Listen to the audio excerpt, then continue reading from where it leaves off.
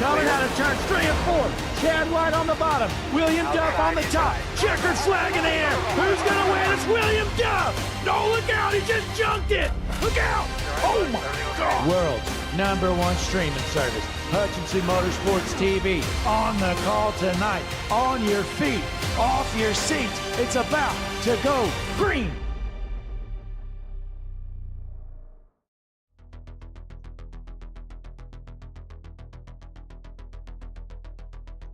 Ladies and gentlemen, welcome to Richmond Raceway for some Icon Cup Series action here on a beautiful Sunday night.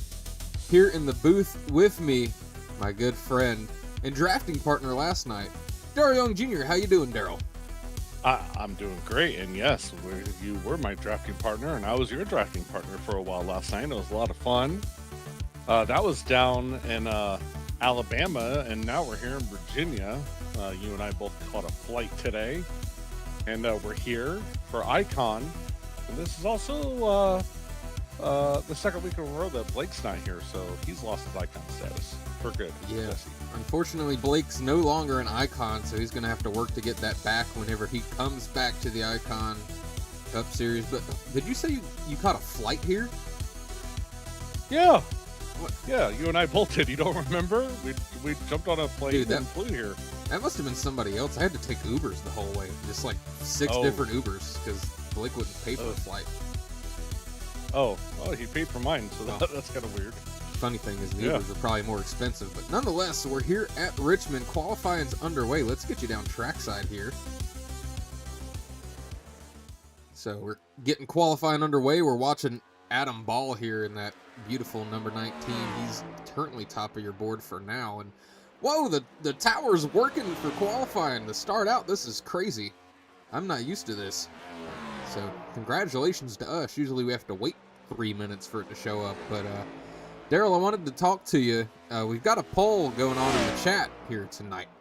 I asked the chat who's going to win this race, and right now, surprisingly, most of the chat's going against your top 3 in points, and they're saying somebody other than Brian Smith, Jacob Malone, or who's the third guy, Zach Lockett, is going to win this race. I don't know. That's risky, I think, Daryl. Well, I voted for the field. I'm one of those votes. I think Richmond. Yeah, I think Richmond's going to be a lot of chaos tonight. I think one of those 3, at the very least, is going to get taken out. And, this could end up on, this could be like a tire strategy race, fuel strategy. And I just don't think it's going to come down to who has the most skill. I think Brian Smith definitely, you would think, would be the favorite. And the other 2 are right there. That's why they're on the poll. But I voted for the field. Well, we'll see what happens. I got to tell you, no spoiler alerts, but I'm probably not going to vote for the field. So we'll get to that before the or after the starting grid, one of the 2. So we'll see what happens. Jacob Malone, speaking of him in that 54, trying to channel some Ty Gibbs short track action here tonight, and he's currently 5th. Let's see what he can do with his second lap. Coming out of 4 and crossing the start-finish line. Jacob Malone is going to go to the top of the board. You know, I had a feeling, and he definitely showed me why I had it. He takes the top spot. We'll see if he can hang on to it. They've got about 2 minutes left here in qualifying. There's still some fast guys left to go. Michael Taylor crosses the stripe. His time goes up to 11th. And Jake Royal here in the 39. Northville, Michigan, Ford Mustang Daytona on the side of the car. He's going to cross the stripe here. Where is he going to be? He's going to stay P6, it looks like, Jesse, but I'm looking at practice laps. John McNeil was fastest in practice. He's currently 4th on the board. Adam Ball was 2nd and fastest. He's 5th on the board. And those 2 drivers, they're not on the poll, but they're starting up right now in the top 5, but we're looking at Brian Smith. And let's see what he does, Jesse, as this is going to be his 2nd lap. And he's coming out of 4 here. Brian Smith is going to go from P19 to the top of the board, Jesse. By a 10th, he beat Jacob Malone. Top of the board goes to Brian Smith. We'll see if Nathan Berzerowski can beat that potentially. Oh, up to third, but not good enough for the pole. Oh, and we know this guy. Steve Touchier out of the French Nova Scotia of Canada is on his second lap. Steve Touchier comes out of 4. And he's going to cross start finish line. He's going to go from 12th to P11. Wow. Yeah. What a jump. And he is not from Boston, Massachusetts. Jesse, I don't know why you have that on your graphic. He's not from Boston. Ryan Patty is. Yeah. Yeah. I don't know. I want to find out if those guys talked post-race last week and figured out that one's an imposter, but I don't know. I don't know, but yeah, Steve is definitely, if this was a game of Among Us, Steve is the imposter every single week because he's not from Boston. Qualifying's wrapping up now. Nobody else is going to hit the track, so that's going to make it official. Your points leader in the 78, Brian Smith, going to take the top spot. I know these drivers are getting ready to get into a quick little warm-up session, so we'll be back with you right after that, so don't go anywhere.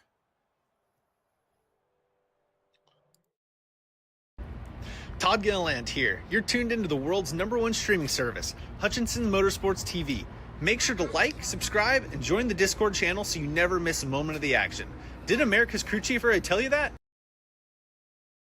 Hutchinson Motorsports TV is the world's #1 streaming service. From over-the-top calls to electrifying action, we bring it all to the table. The whole field's chunking it! It's a drag race to the checkered flag in the air. Justin Thompson wins the Harpoon Design 500. But the action doesn't just stop when the stream ends. Whether you're looking for a broadcaster or looking to secure your spot in our next special event, the best way to get a hold of us, and the only way to enter our exclusive events, is to join the HMS TV Discord server. Don't get left on the trailer. What are you waiting for? Join the Hutchinson Motorsports TV Discord community today by scanning the QR code shown on your screen. We'll see you there. Are you sick and tired of the endless scrolling on boring websites who just simply don't understand who you are? We've all been there. Well, look no more, because the world's #1 streaming service is now online. HutchinsonMotorsportsTV.com. We'll see you there.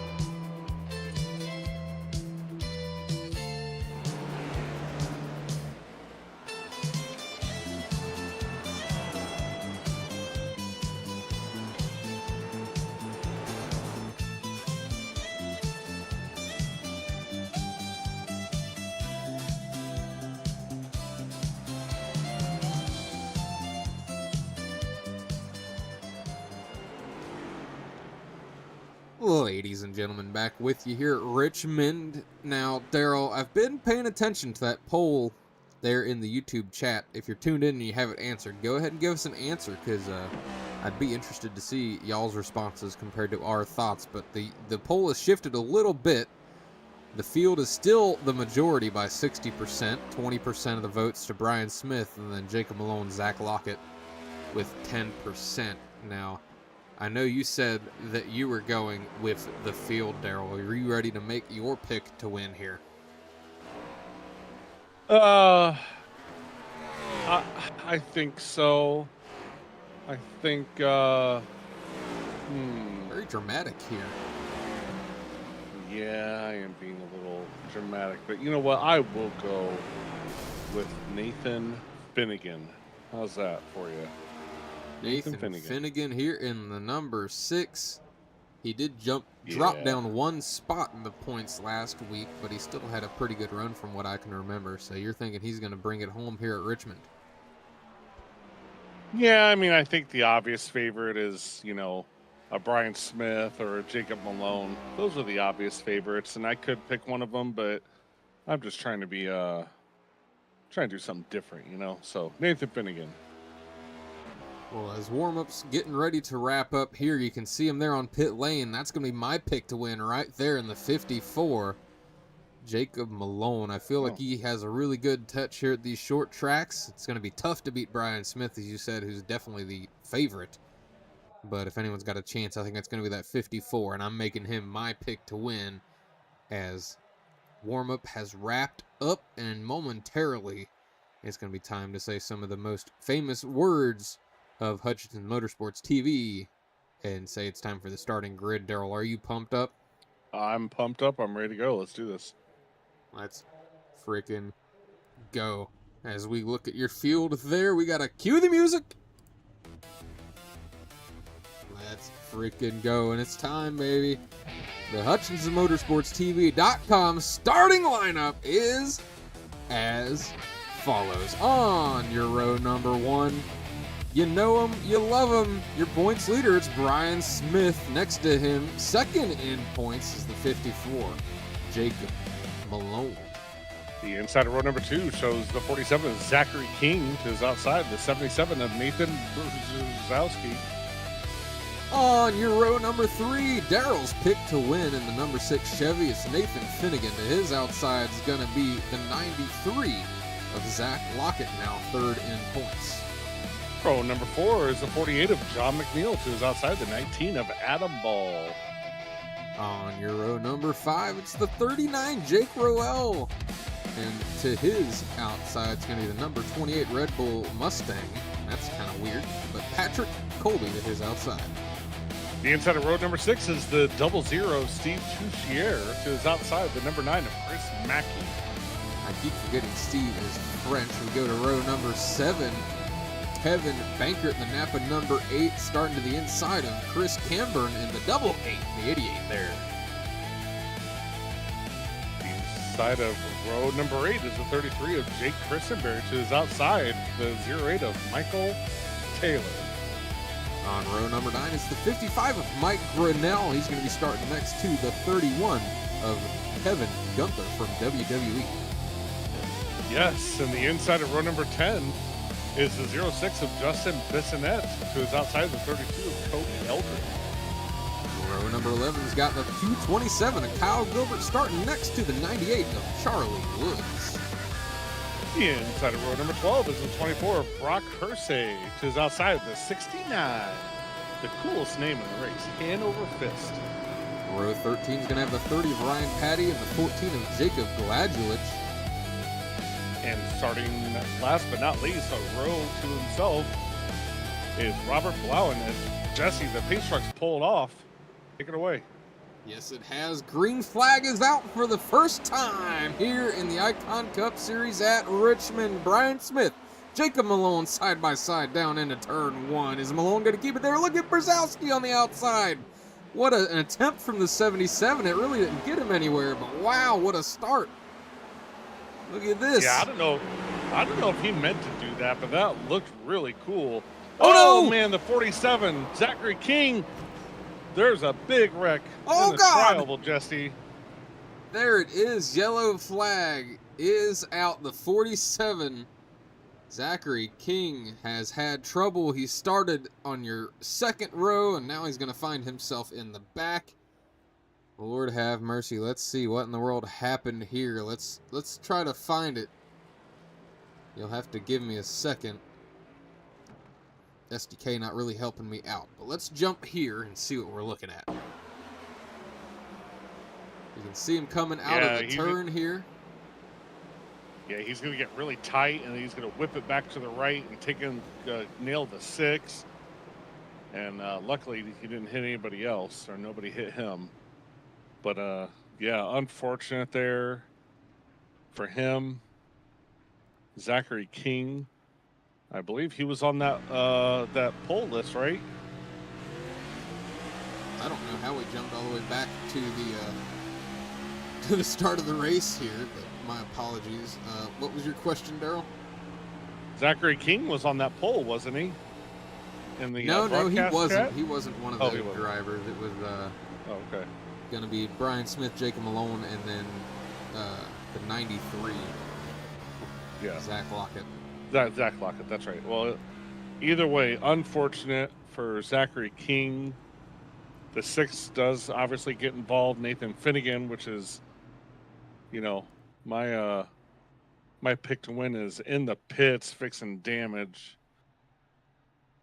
Yeah, it's not where you want to be if you're the 6 is sitting on pit lane while the rest of the field continues to go around. Even Zachary King has stayed out at this point. Not enough damage on that 47 for him to come down. Actually, he is going to come down this time, it looks like. Now, the 6 is going to go a lap down, but that is okay, as Nathan Finnegan will be the only driver a lap down. So all it's going to take is one more caution, and he'll be right back on the lead lap. So I like this move by Nathan Finnegan. He didn't have to get out of the pits to stay in front of the pace truck. He can go a lap down, be the only one a lap down, and he'll get his lap back very shortly. And we've got 2 guaranteed tonight, as my computer's screaming, but nonetheless we'll get the cars back on track. But we've got 2 guaranteed cautions here at lap 50 and then lap 140 are our 2 stage breaks. So even if this thing goes green from here, he's going to have his chance to get his lap back. So not a lot to worry about if you're the 6, although it still does suck to lose the lap.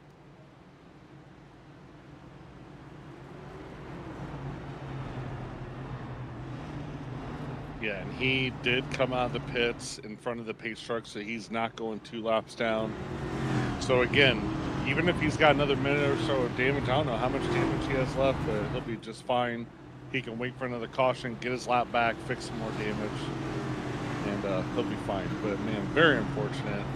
Qualifying way up there in row 3, I believe, Jesse, and now is 26, dead last. This truck is off for restart number 1. Let's see what's going to happen. Brian Smith is the control car. He gets a good jump, and he's going to cover up and lead the way into turn 1. We've got a battle for 3rd, though. To Nathan Brzezowski. Oh, he's looking to the inside of Jacob Malone. They're dooring each other. He absolutely sent it in there, but he made it work. Yeah, the 77 is not wasting any time whatsoever. He is trying to get up there, but man, it is so tight on the bottom here at Richmond, Jesse. It's just not going to work out that well. Yeah, I think the 77's trying to channel Carson Hocevar of that number, because that seems to be the way he's driving. But from what I understand, it didn't end up too well yesterday for Hocevar. I believe he finished like last or something. He did finish dead last. Yeah, So, absolutely. not ideal. Dead last. Yeah, when a NASCAR driver like Beliki finishes better than you, you know you're in trouble. Not good. Is Steve Tucker getting in the door of Jake Roel there? Trying to make his way up into 6th. He's fighting the 39 for that spot right now. We've got a battle up farther ahead. The 77 of Brzezowski going to the outside of the 54, and he's going to get the pass done. Yeah, he absolutely is. He's up to P2 now, but at what expense? He's got to be careful. He does not want to wear these tires, especially if this now does stay green until the end of stage 1, which, as you well said, it's lap 50. So, got to be careful not to burn up your tires here. Yeah, Brian Smith's out ahead and on cruise control right now. Brzezowski was able to get up into second, but now he's probably going to want to put it in cruise control here. So it's 50 laps. It's going to go by quick here at Richmond, but that's still plenty of laps to have to worry about your tires. Yeah, this is a good spot for Nathan Brzezowski. I mean, he's already up a couple spots from where he started. He started P4, he's up to P2. He doesn't have to lead this race. Would it be nice? Absolutely. Get that fresh air and no dirty air and you know, all that open track in front of you would be wonderful. But P2 is still a really nice spot, especially as you said, cruise control. He's in a good spot right now. Yeah, your leader's single file right now, so we're kind of jumping around the field, checking out some other people out there, like Charlie Woods in the 98 back here from Glendale, Arizona. A little farther up in 8 is that 28 of Patrick Colby. He's looking to the inside now of Jake Rowell.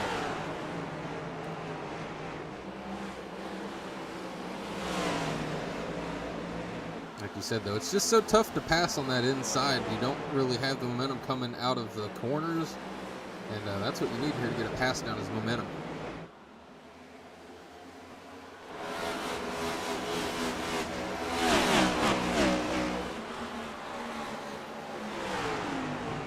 Justin Bissonette, Kyle Gilbert battling for position. This is for 16th. A little farther back in your field, the 227 has that advantage of the outside lane, but the 06 of Bissonette washed up the track a little bit there. Ryan Patty's looking to the inside potentially. I thought for a second he was thinking about making it 3 wide. That would have been quite the move, Darrell. He backs out of it, though. Probably smart.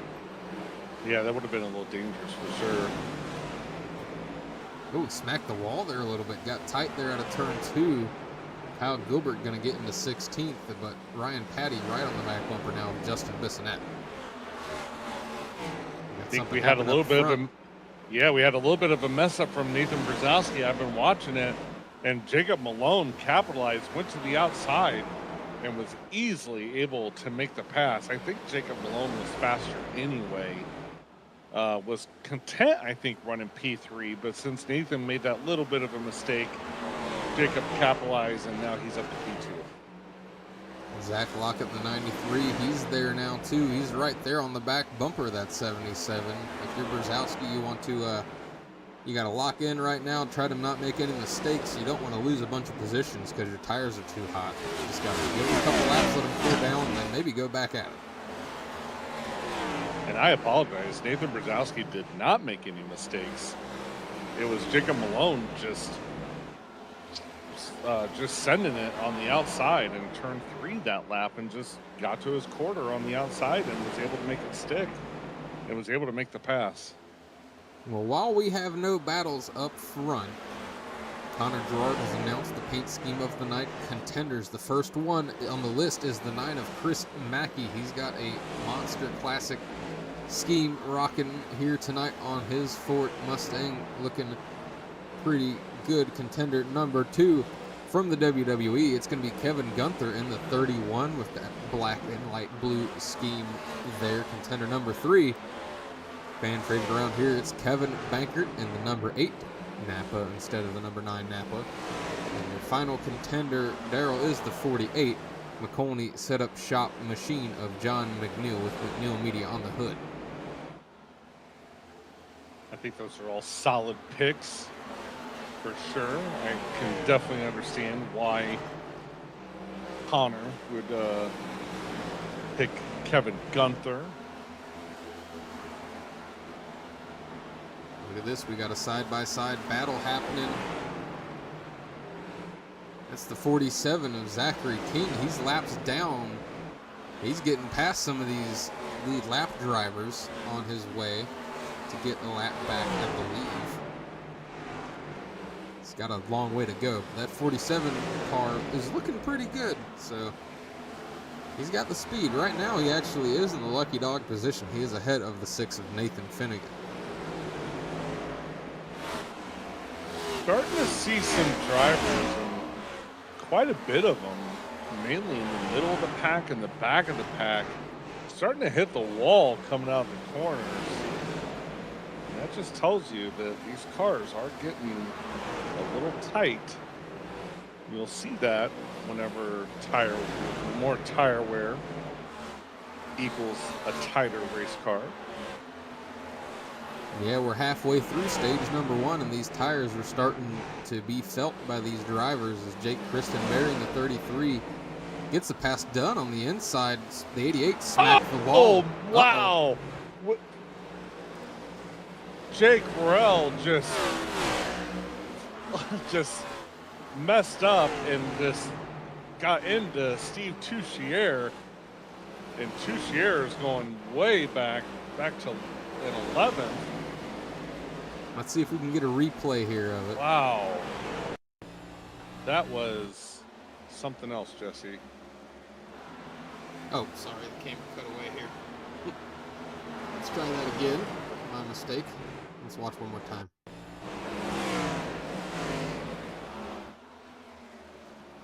Here we go, Jesse.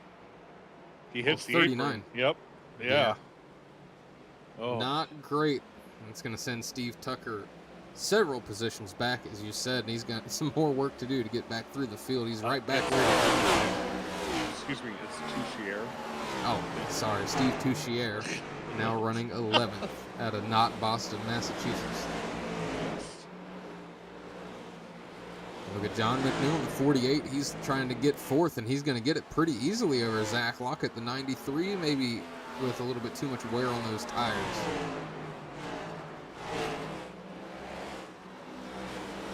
Steve punted, if you can remember, about 3 people last week, so you can't really complain about this one. It was just an honest mistake. Yeah, Steve, not very many friends out there, but everybody can make mistakes, and we'll see how he does tonight. That one definitely not on Steve, though. No, not at all. Actually, yeah, it was. It was all his fault. He should be on the outside trying to go for a pass or getting past. You know, maybe you're right, Jesse. I'm just kidding. No, I think you're right, actually, you know. We watch this 3-car battle here. Jake Christenberry, Ryan Patty, Kevin Gunther all kind of duking it out here. This is for 12th through 14th. Trading positions all around. Hanover Fist is the next car that's going a lap down, as our leaders are now going around him. Brian Smith has went around him, and so is Jacob Malone. He's just staying high, staying out of everybody's way. I'm sure they do appreciate that. They absolutely do. Look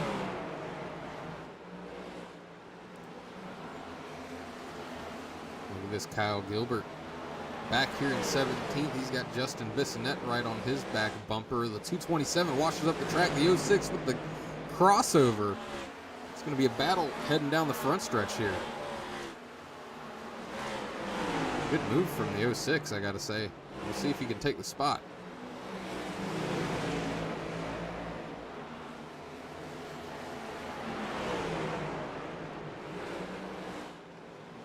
.227 way up the track again. He looks like he's going to have the momentum on the front stretch.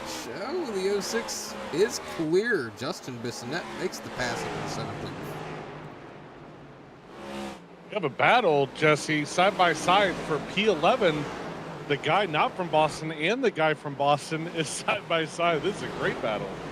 And the guy actually from Boston is going to complete the pass. You know why? Because he's actually from Boston, Jesse. That's why. Yeah, the actual Bostonness of Ryan Patty was able to give him the speed boost he needed to get around Steve Touchier for that 11th spot. I'm looking at Adam Ball right here in the 19. What happened to him? It looks like he hit a light pole on the front of his Chevy. Cody Eldred is stopped on the back stretch. He's on the apron. No other drivers involved, but man, I tell you what, we're going to watch the replay of it. But he is actually going to get punted by the 55. We'll see the replay here. Here we go. So he's going to come out of 4. We're going to watch the 55 machine right here. He's just going to go up and punt him, set him right to the inside wall and says, "Get out of my way, loser." There you go. Yeah, Mike Grinnell said, "Get up out of my way. I don't feel like waiting on you with your slow self. So give me that spot." Cody Eldred now going to be in 23rd. 13 laps to go in stage 1, Daryl. You think we're going to see some pit stops here? People maybe flip the stage or anything crazy like that? I think you will see it from Brian Smith. I mean, he's our points leader by a mile. Actually, well, maybe not. Chris Mackey, the first one to come down. Steve Touchier also comes down with Kyle Gilbert. Yeah, I'm So watch some of surprised these Brian. guys in the back. Yeah, I'm surprised Brian Smith did not come down. He's the race leader. He's got tons of points. I'm surprised he's not flipping the stage. You can see the right or left side of your screen, your top 5 currently in the points. Brian Smith, of course, number 1 in points, sitting in first. Malone, second in points, is second. Zach Lockett back to 5th. Nathan Finnegan, of course, with trouble there at the start, getting into the 47 of Zachary King, way back there in 26th. And Ryan Patty sneakily in the top 10, 5th in your points right now. We'll show you the whole top 20 in your standings right here.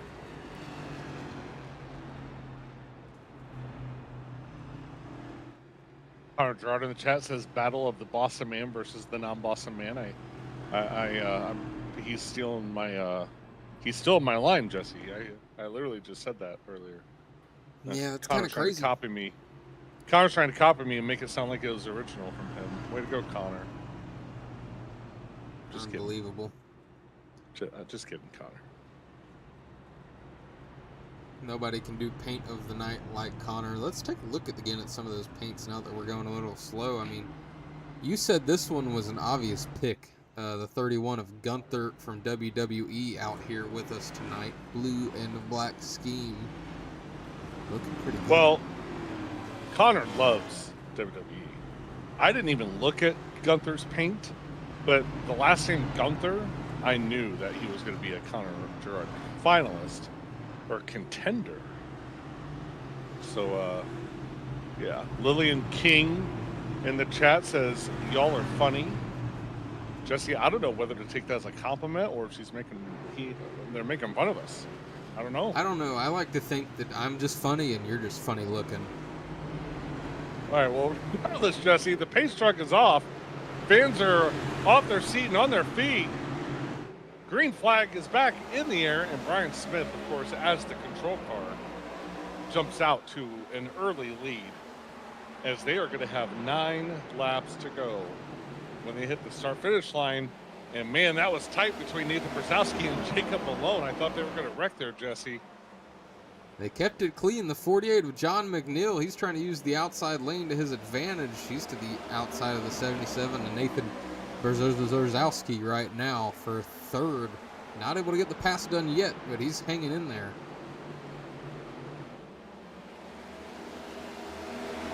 John McNeil looks like he is now going to complete the pass for P3.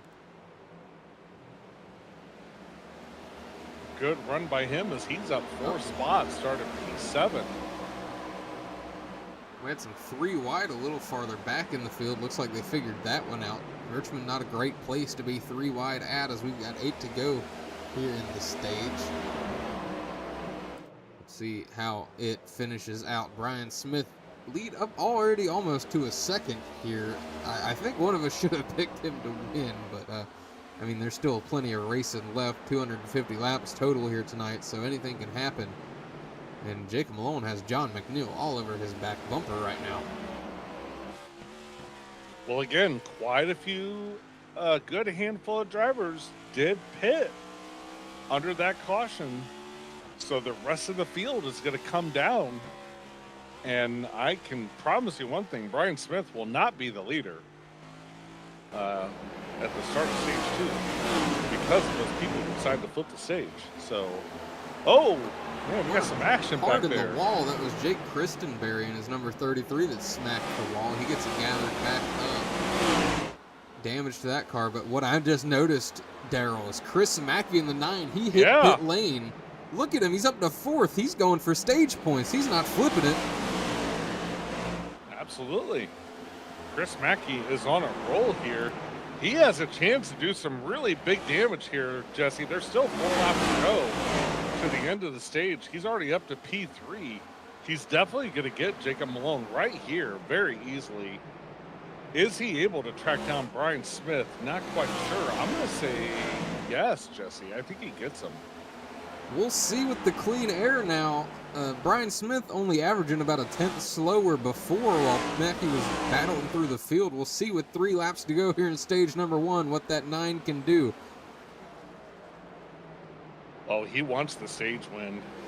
He just gained 0.3 just in that one corner, Jesse, and he's only 0.8 back. He's definitely going to get him. I don't think this is even going to be a problem for him unless he messes up here. We still got 2 laps to go. The pits are closed. This is going to be coming good. to the end of the stage. Now, unless the stage end is at the beginning of 50, that could possibly be. But if it's at the end of the 50, he's definitely going to get him. If it's at the beginning of 50, and the end of the stage is right here, let's find out. White flag for stage 1 flying in the air. Can Chris Mackey get the pass done? Is he going to put the bumper to him for stage points? That might have ruined his chance right there. He's going to really have to dive it here. Brian Smith is going to go low. Can he get the run out of the corner? He's going to put the block on Brian Smith. He is going to hold off. Brian Smith gets the stage win barely over Chris Mackey. Wow, that was close at the end. Mackey burns a set of tires to get 9 stage points. That could be a smart move. We'll have to see. But Brian Smith does win stage number 1.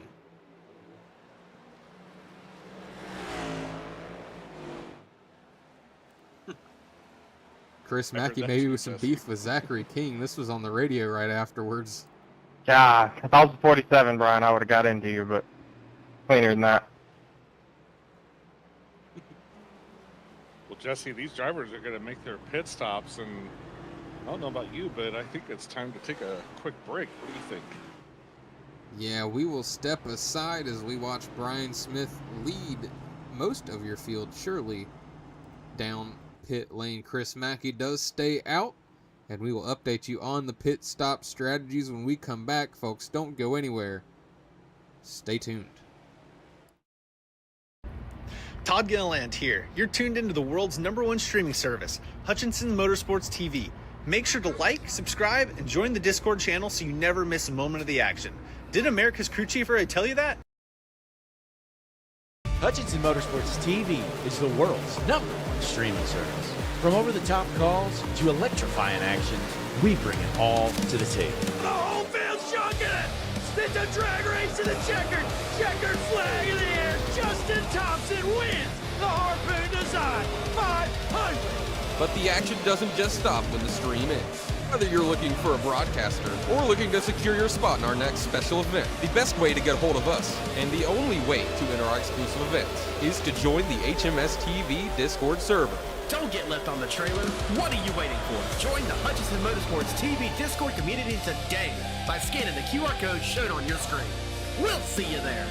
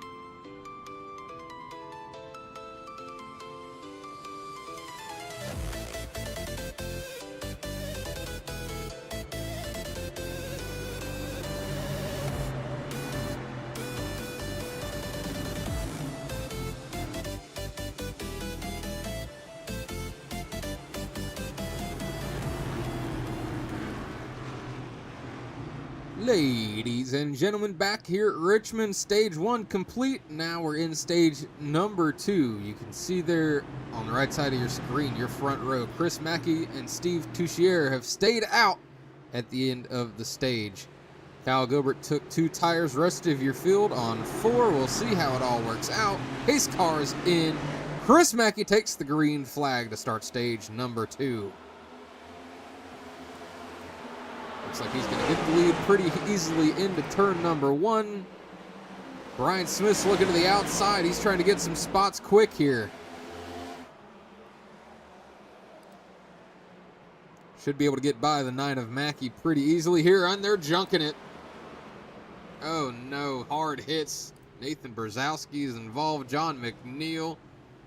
A couple of fast cars there with some damage. And we're going to have to go back and take another look at that and see what all happened. We'll go up to the HMS TV blimp and take a look at John McNeil, see where it started, if it was with him or not. Oh no, Kyle Gilbert on the 2 tires washes up the track and takes the 48 and 77 for a ride. Gilbert made the mistake there, unfortunately, for those other drivers. Let's go back and take another look at it here. And I'll slow it down for you. So as they head into turn number 3, you can see the 227 push up the track there, get into the 48 and 77.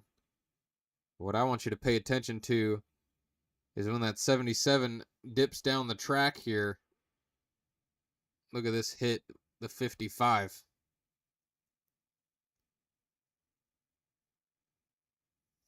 Man, Jesse, I was coming back from the concession stand and the crowd was just jumped up on their feet, and I heard a bunch of tires screeching, and I assumed something happened, and yeah, wow, there it is. Ooh, oh, what a hard hit that was. Yeah, that one hurt a lot of cars there. We're back under caution. Chris Mackey, though, he's not too mad about it because he is continuing to lead on the older tires. Brian Smith wasn't able to get by him there, so he's going to lead the way a little bit longer. I showed him earlier, but you can see 21 laps on the tires for Chris Mackey and Steve Touchier. Brian Smith and most of the rest of your field was 6 laps. I tell you what, Jesse, the fine folks at the concession stand here in Richmond, Virginia, wanted me to let you know that they have a sale on boiled hot dogs right now. So if you're interested in a boiled hot dog, you can go to the concession stand. They're only 50 cents a piece. Oh, thank you for letting me know. I've been craving a hot dog. I don't know about boiled, but I mean, well, they're left over from last night, so they just reheated them in a pot of boiling water. So there you go. Okay, I think I can get behind that. Well, I'll give it a shot.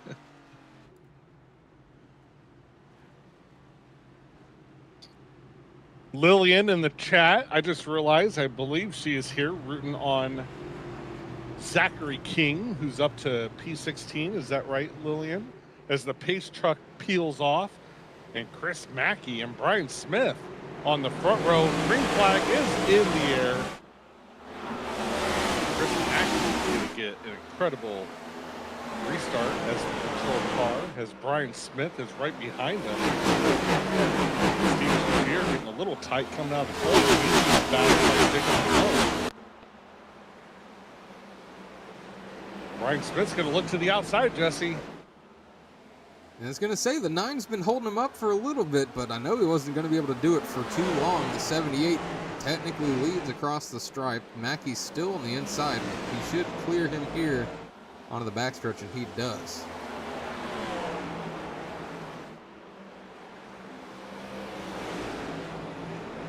Jacob Malone, the next one, trying to get by the 9 of Mackey. He's going to look to the inside. Might make the pass a little more difficult. We'll see.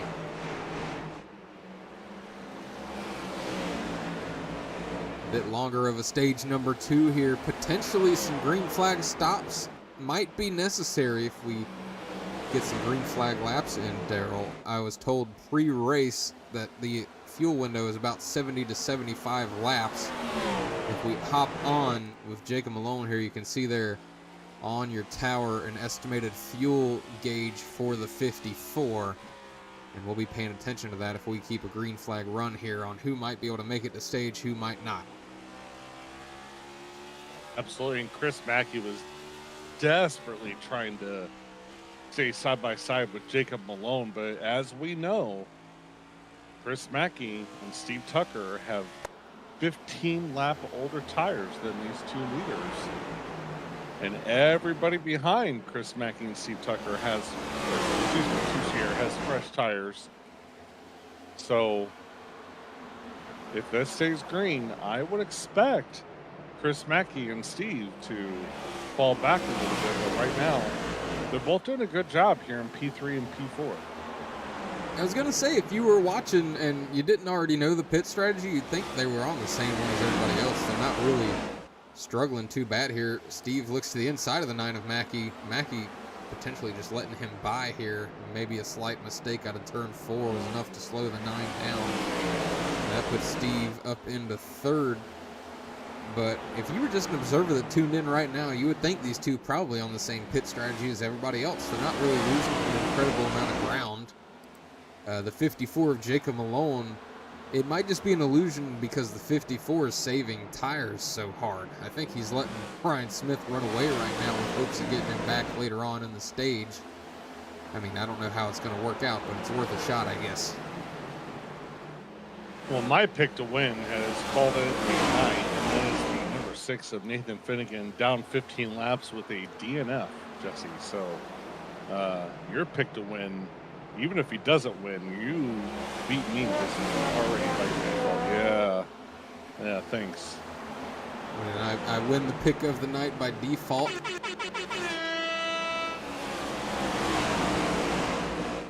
Congratulations to me.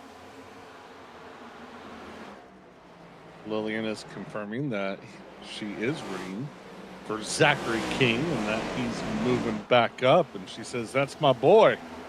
I'm pretty sure she said it just like that too, Jesse. "That's my boy." Oh, no! Oh, man, the 47. They're going to save it, Jesse. Good Lord, we caught it live. They're still trying to wreck the 77. Brzezowski gets tagged on the quarter. I tuned in as to give a kind-hearted update on the 47, and we watched him almost kill the 33, and look out, 8 gets into the quarter panel of the 47. Good. This is a curse on the 47, me trying to watch it. That is, good Lord. Well, that actually started with the 77. The 77 shoved the 47 into the 33. Nathan Brzezowski is the one who started that mess. Brzezowski probably trying to make his way back forward, a little bit impatient. We know he's fast. We know he's top 5 fast, maybe even top 3. So having him back here in, you know, the mid-pack, he's probably wanting to get back forward to where he thinks he belongs. Sometimes that can get a little sketchy. He's right on the quarter panel of 28 now. Patrick Colby crosses him over potentially. No. He's just trying to get his way back forward, Daryl. Maybe not making any friends doing it. No, not at all. I mean, he's been driving pretty aggressive this entire race. I've watched him dive it into multiple corners, and then he just, you know, punted Zachary King. And Lillian's not going to be happy about that one. Lillian is heading to the garage area right now. I'm getting word Lillian's heading to the garage, waiting for Nathan to get out of his car when this race is over. So there's going to be a fight on pit lane, Jesse. Speaking of Zachary King, he was trying to make a pass on Jake Christenberry there on the inside. Didn't really work out for him with 31 of Kevin Gunther right there with him. Chris Mackey's trying to hold off Jake Rowell right now. The 39 was to the inside of the 9. But Mackey fights him off on the old tires, which I know we just talked about it, but it is pretty impressive to me that they've been able to stick in your top 5 like this.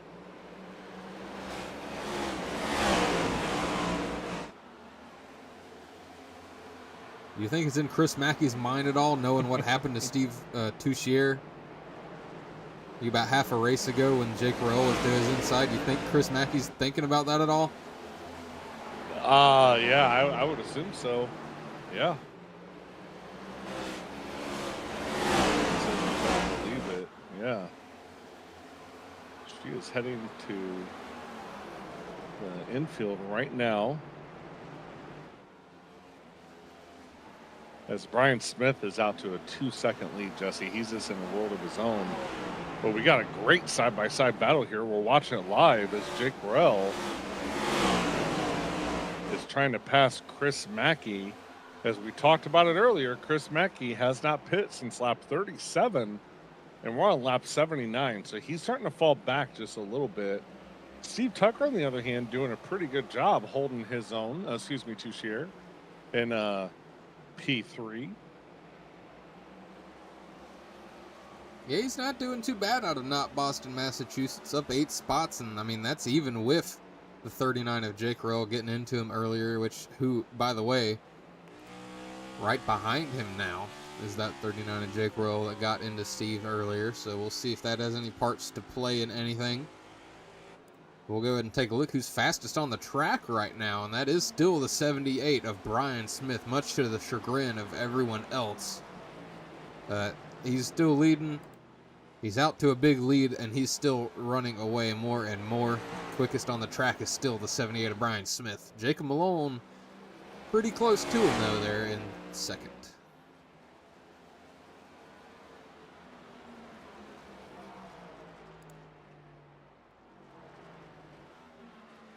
Your HMS TV hard charger board right now, the 30 of Ryan Patty, the only one up double digits. Well, Justin Bissonette just went to double digits, but Ryan Patty's up 20 spots on the night, finds himself up here in 5th.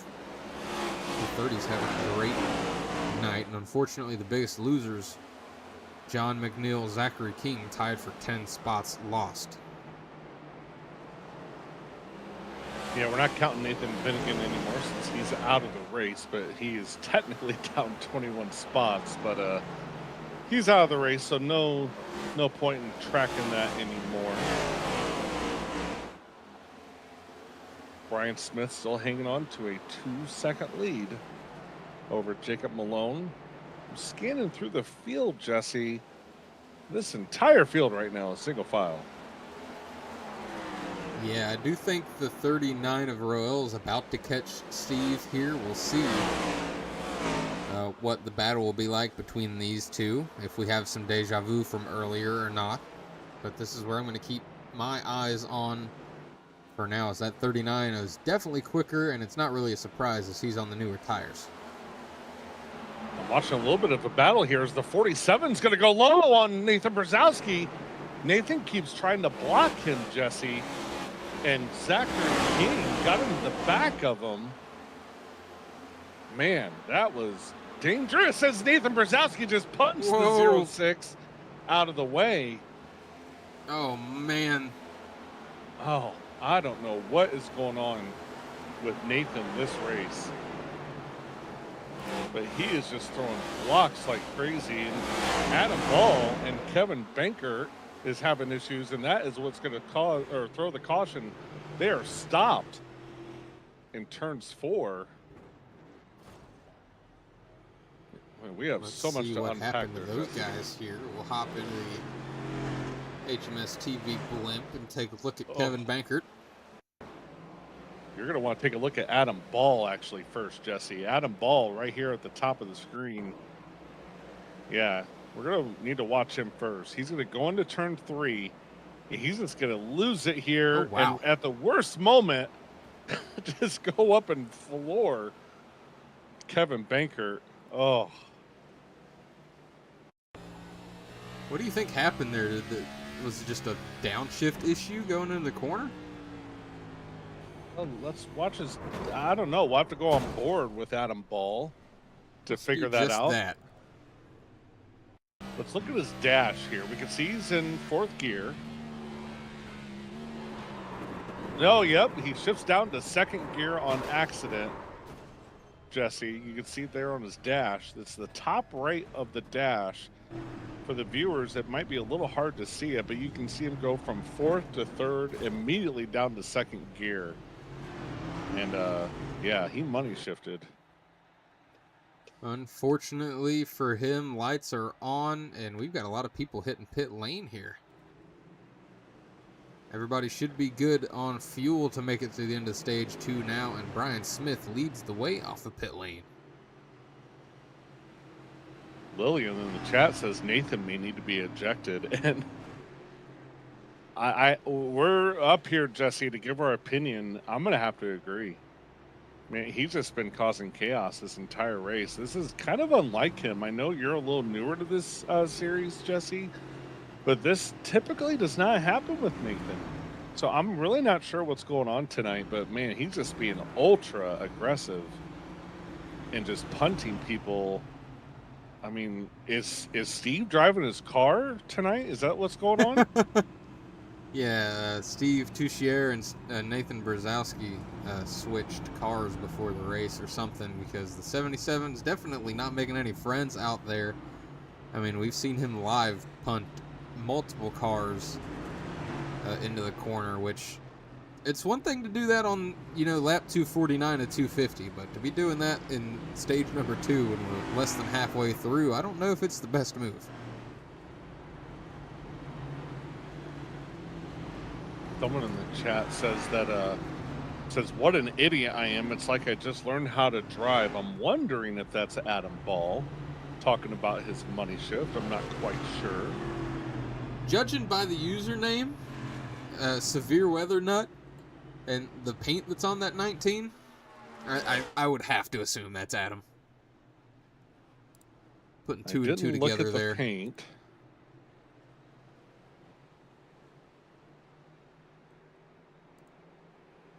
Oh, green! Holy green flag is out, folks. I thought we had another lap around. My fault. Brian Smith gets out to the lead. Jacob Malone into second. And Patrick Colby in the 28's up here fighting for third.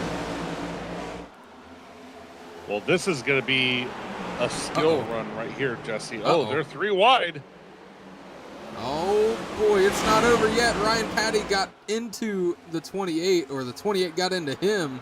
And caution is out. Cody Eldred has had some trouble. Yeah, he was stopped there, and that 32 and the 84 have both seen better days. Let's go back and see what happened from the HMS TV blimp as we are under caution number 6. You're going to want to take a look at the 24 from Brock Hersey. That's kind of where it started. Now, underneath Brock, somebody's going to make it 3 wide here. I'll have to get confirmation who that is. But they're going to go underneath Brock and make it 3 wide. And I think that scares Brock a little. It's John McNeil who does it. So right there, he kind of moves up because he doesn't want to hit him. And yeah, they're just in a 3 wide situation. John went to his inside. And I think Brock was just spooked a little bit, went up the track a little bit. And unfortunately hit Cody. That's my take on it anyway. What do you think, Jesse? Yeah, it looked like it. The 24 just got startled, as you said. I want to hop on board with the 84 of Robert Blauen because he didn't really have anywhere to go here.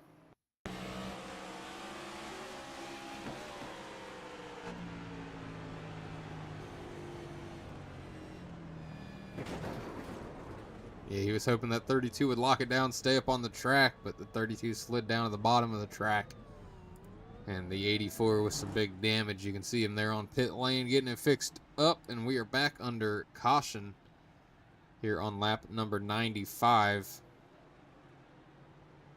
Let's take a look here at the pit stop stats. Most of your field came down last time around, took 4 tires. That was 7 laps ago, and I gotta say, Daryl, staying out there at the end of stage 1 really helped out Steve Touchier. We didn't think he would be able to stick up front with the old tires, but he did, and now he's running third with fresh tires as the rest of the field. He's got to be feeling pretty good about his strategy call right now. Yeah, absolutely. I'm actually going to name off 2 storylines that we're going to have to think about as we get back going under green here in the next lap and a half. The first storyline is last week we know that Steve Tucker got into Brian Smith and completely ruined his race. Steve is going to start right behind Brian Smith. So if he can time the restart perfect, well, actually, he is going to start right behind. Actually, no, I take that back. Brian Smith is going to restart on the outside So the control card's just actually gonna going to be on take the the outside, top so here. never mind. Oh, there you go. Yeah, Brian Smith. Maybe he thought about the fact that Steve would be starting right behind him. He decides to take the top lane. Absolutely. And the other storyline is Lillian, close your ears. But Nathan Brzezowski is starting right next to Zachary King. So just keep an eye on that. P9 and P10. As the pace truck pulls off and the fans are back on their feet. Green flag is in the air, and Brian Smith does get an amazing restart. Let's see what Jake Rowe can do here on the outside of Jacob Malone. We got two Jakes up here, Blake. Or excuse me, Jesse. I can be Blake for a night, Daryl, but only for one night. Oh, Steve Tucker trying to block the 30 of Patty, not going to be able to work. They're 3 wide. Patty said, I'm passing you anyways. I don't care about your block. Uh-oh. Oh, boy. Chris Mackey taking a ride. Kersey as well. But we are still green for the moment as both of those cars are on pit road. The 54 and the 93, that's Lockett and Malone. They're duking it out right now. This is for third. Brian Smith is first. Roel is second. Lockett's going to take over third from Malone. And then you got Michael Taylor out of nowhere. The 08 up 11 spots. He finds himself in fifth. Look at this. Zachary King, Ryan Patty, Brzezowski, Tucker all battling it out right here. Nathan Brzezowski just hit Zachary King. And Ryan Patty went up and hit Zachary King. I don't know what is going on here, but everybody's getting into Zachary King. Jillian's about ready to fight Lillian is about ready to fight all these drivers at the same time after this race because, man, Zachary King is getting picked on right now. It could be easy to forget since he has been he was involved in the incident so early, but Zachary King did qualify on row number 2, so we know he's got speed, and he's finally getting the track position to match. He's looking to the inside of Michael Taylor now in the 08. He's trying to move up into 5th, and he's going to get that pass done. Oh, no! He got loose. He did get loose there, that's for sure. This is the hornet's nest right here. Usually it's farther back in your field, but right here it's like 6th through 9th. Just all over the top of each other here.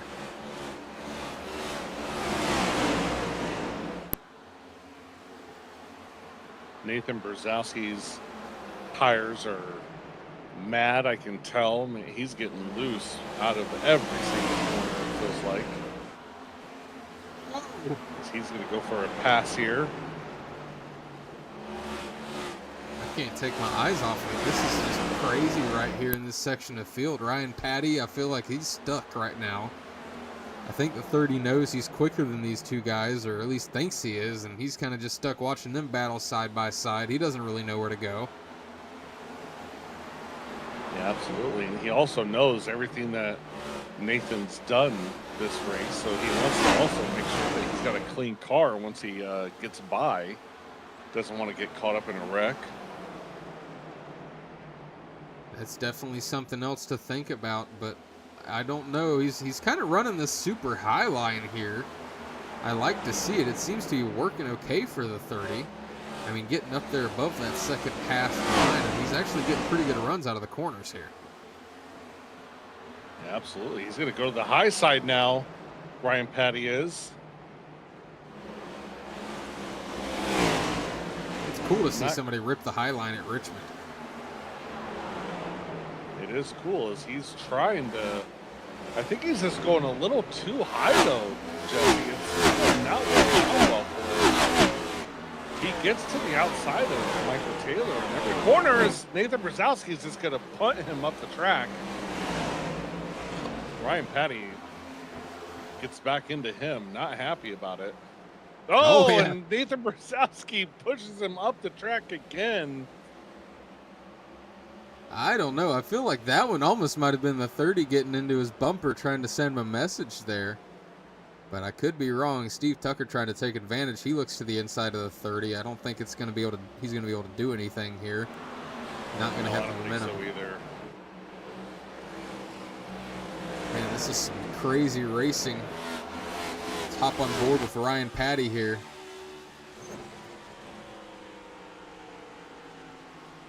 Here he goes. He's going to try to look to the inside, not quite going to get there.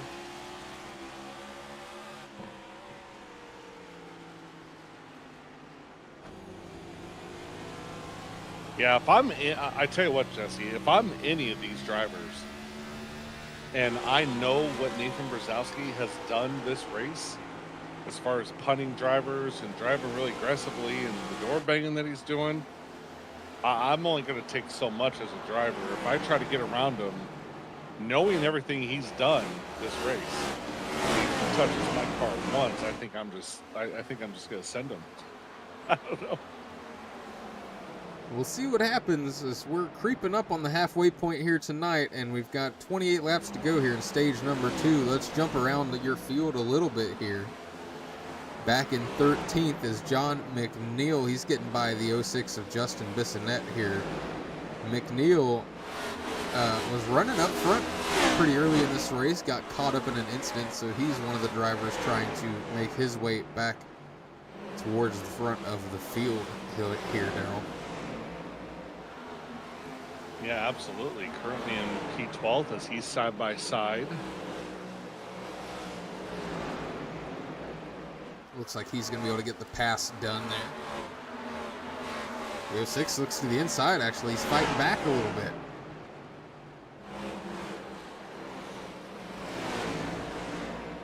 Ooh, they almost touched there coming out of turn 2. Good battle between those two, but the 48 of McNeil is going to take it.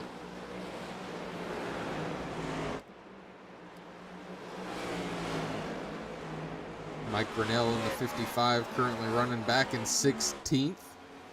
Slight bit of damage to that Mustang of his. I know he got involved in something earlier, so he's kind of just putting around. He is up one spot from where he started, so he's got to be feeling pretty good about that. And the battle's on once again between these two, Daryl. Ryan Patty and Nathan Brzezowski. Yep. That's what I'm watching this entire time. Is Ryan Patty and Nathan Brzezowski, and Ryan should clear him right here as Nathan gets a little tight. Yeah, he pushed up out of the corner, which led to a snap loose coming out of the corner of the 77. Didn't have the grip. The 30 takes advantage, moves up into 7th. We'll see if he's able to move up even more. Trying to look on the inside of Michael Taylor now. Nathan Brzezowski is just really falling back now. I mean, it's just his driving style with how aggressive he's been and driving all over the track. He's definitely starting to fall as here comes another battle. And Michael Taylor hit Ryan Patty with a sweet crossover. Not able to get the pass done, though. I think that's going to let Ryan Patty keep the momentum and get this pass completed here in just a moment. And he's going to set his sights now on Zachary King, who's up into the top 5 once again here.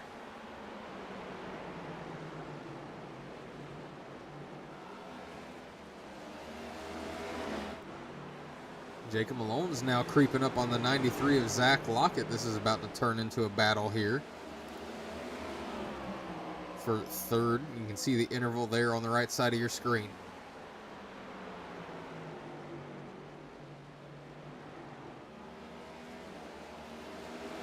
Ryan Patty gets to the inside of Zachary King.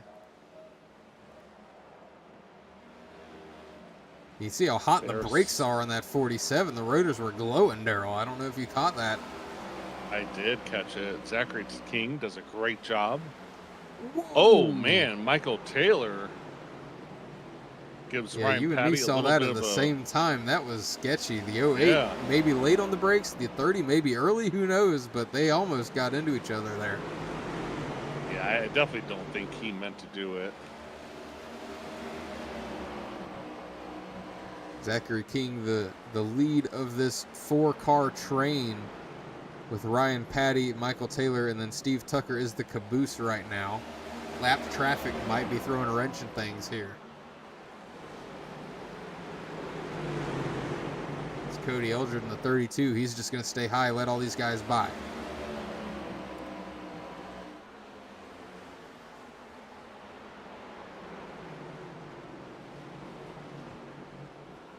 New paint scheme of the night contenders, Connor says. The 54 of Jacob Malone now making the list. As well as the 88. That's going to be Chris Camburn right here.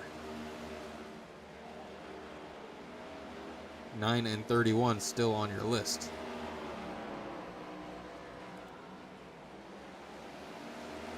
Ryan Patty's now to the outside of Zachary King for a 5th.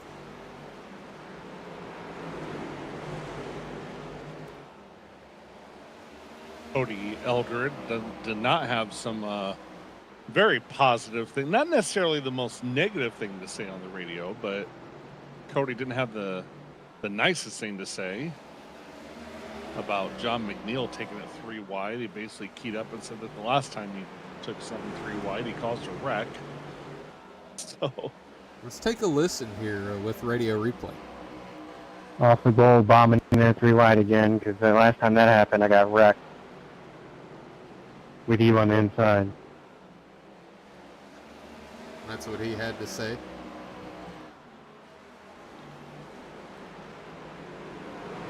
I tell you what, about 5 laps ago, I was about ready to say that Jake Worrell was doing a great job in P2 tracking down Brian Smith. As he was down, it was trickling down from the mid-2s down to about 1.5, 1.6. He's still doing a great job, Jake Worrell, but it has climbed back up to 2.5 seconds. Brian Smith is just doing an incredible job. I don't know if he's picked up the pace or if Jake is just starting to fall back a little bit, but Brian Smith is just on his own planet. Yeah, showing you on the right side of your screen, the fastest right now. That's the average over the last 5 laps on track, and Brian Smith was averaging a whole 10th quicker than Jake Rowell and still is averaging close to a 10th quicker per lap than 39. So he is building that lead, and he is your fastest car on track. Nobody catching the 78 right now.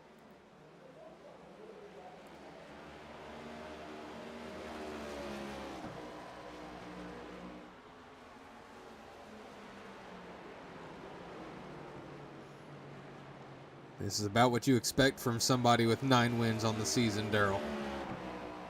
Yeah, absolutely.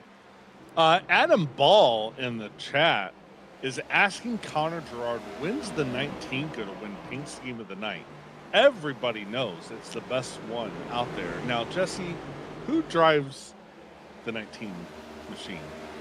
That's somebody named Adam Ball. You can see it right here. Okay. Oh, what a coincidence. Okay. So Yeah, Adam right.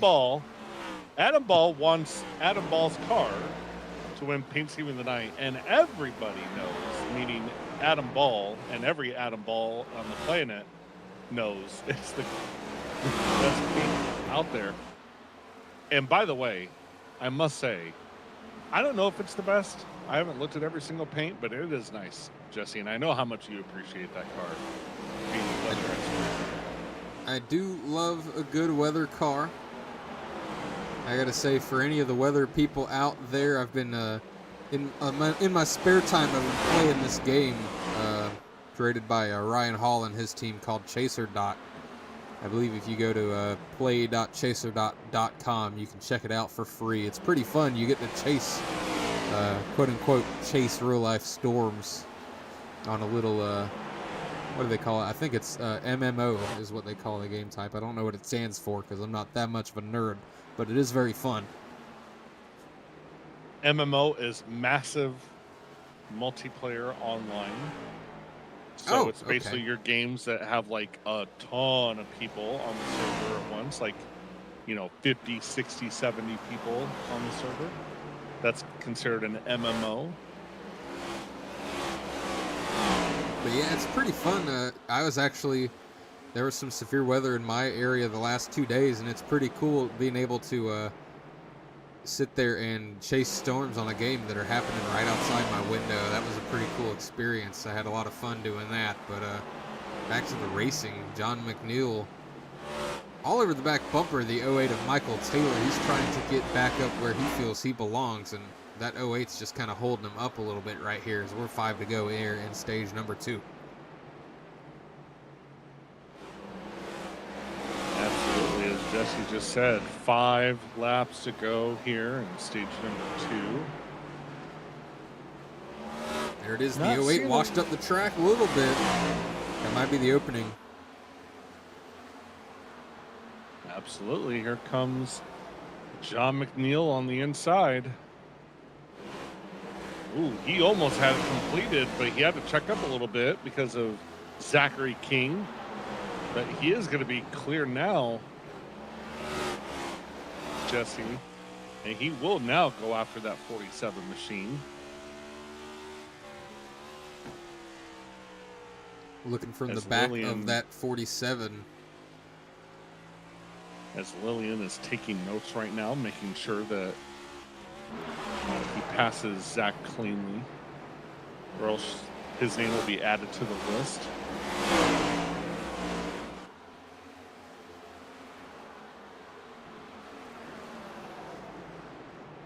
Coming to the end of the stage, we've got a battle for fourth. Ryan Patty, Jacob Malone duking it out here.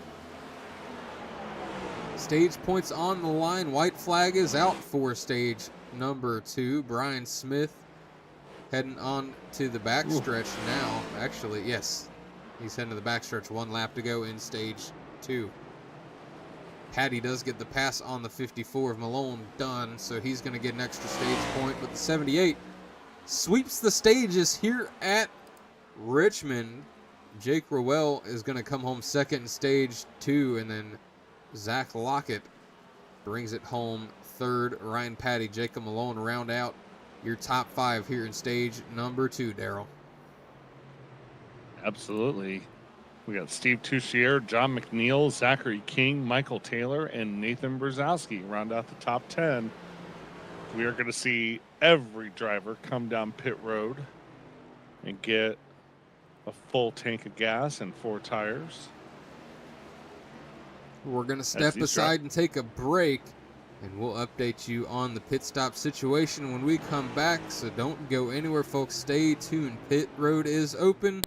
78 leads them on the pit road, and we'll be back with you on the other side. Don't go anywhere. Are you sick and tired of the endless scrolling on boring websites who just simply don't understand who you are? We've all been there. Well, look no more, because the world's #1 streaming service is now online. HutchinsonMotorsportsTV.com. We'll see you there.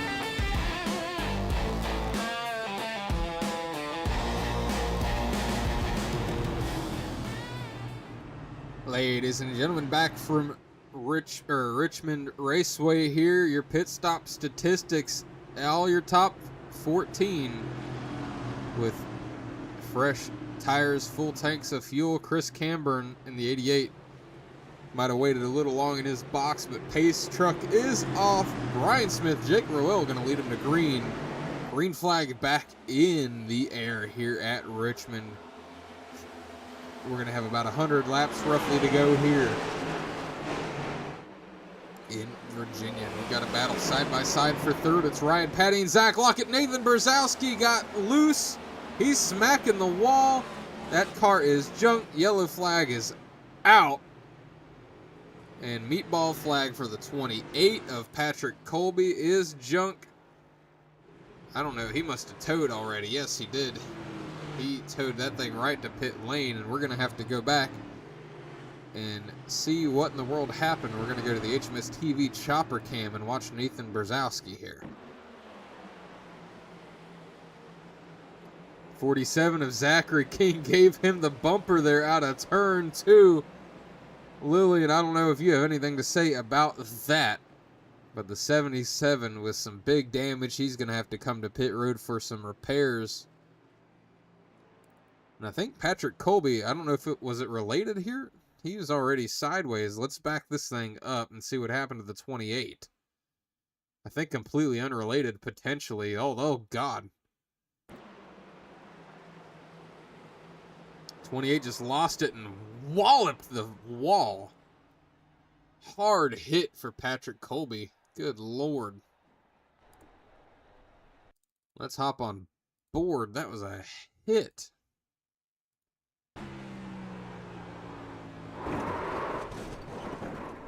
Just overcorrected a little bit.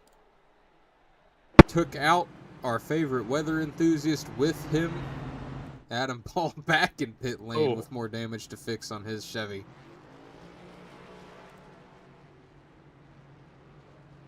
Man, oh man.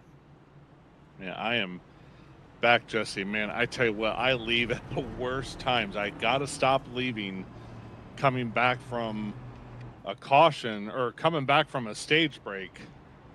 Because, man, I miss all the good action. Well, just for you, Daryl, I'll show you again. Lillian King cheering in the chat for the revenge here from the 47 of Zachary King. Oh, okay. All right. Well, I don't think Nathan bumper. I don't think Nathan can complain too much about that one. That's what got us under caution number 8. Patrick Colby absolutely totaled his machine, completely unrelated. Just lost it on his own, but lights are back off on the pace truck, and we're getting ready to roll already once again here.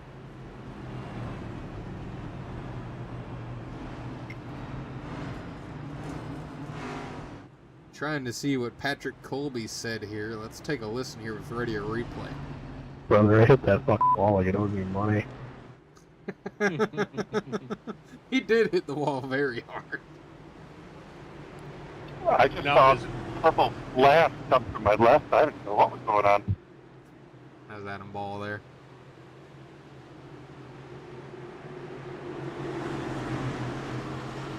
Into the restart zone, back under green flag. Brian Smith, Jake Rill led them into the restart zone, and Rowell with a pretty good start there. He's going to be able to cover up in the second. Oh, Ryan Patty just gave Rowell the bumper a little bit there. This is some racing here. We still got 100 laps to go, fellas. There it is. Caution is out once again. Where did this one start?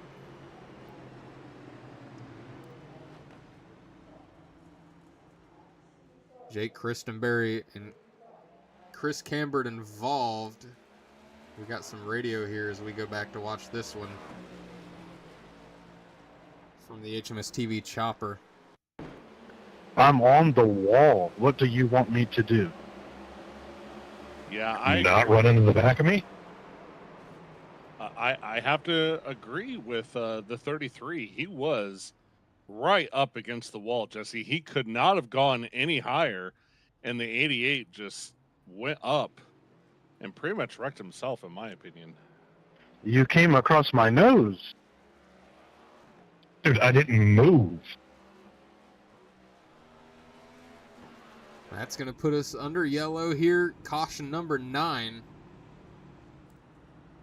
No pit strategy really in the front of your field. A couple guys are going to come down probably and fix damage.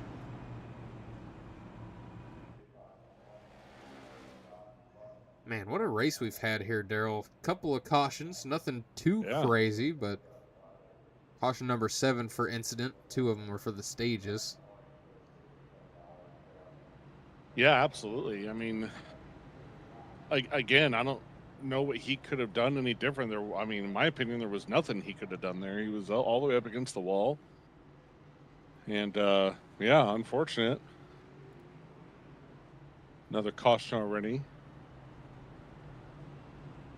Now, Zachary King does have a black flag. I'm going to try to go back and look to see what caused him to have a black flag. I think I might have the answer for this one, Daryl. What it probably was is he probably got the caution cause for getting into the 77 for the previous caution, so he's probably got a drive-through to serve from that wreck. So he probably wasn't able to serve it that time around because the caution happened so quick. Gotcha. Okay. That does make sense. So I think that's why the 47 is posted right now. When we do get back green, we'll be seeing him come down pit lane to serve a penalty. Well, he will have to find his way to the inside as Zachary King is going to restart on the outside in P10.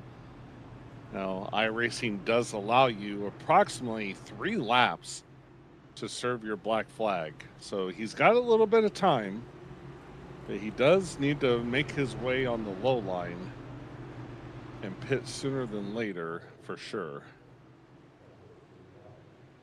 Coming up on another restart here. Pace truck's about to go off. Familiar front row. Brian Smith, Jake Roel lead him into the restart zone. Row 2's Zach Lockett, Ryan Patty. Green flag is out. Roel was sleeping that time at the line. Yeah, he was. Ryan Patty was giving him a bunch of bumps. Interestingly, the 33 got Oh, we got black 4 flag that wide time. per second, Jesse. 4 wide. Oh, my God. 4 wide. Wow. I have no Incredible. words. Oh, boy. Golly. Oh, there it is. Oh. Interesting enough, Jesse, they actually had it. wide, moron. They actually had it done. They completed the 4 wide, and then the wreck happened afterwards. We definitely look at this. Oh. Yeah.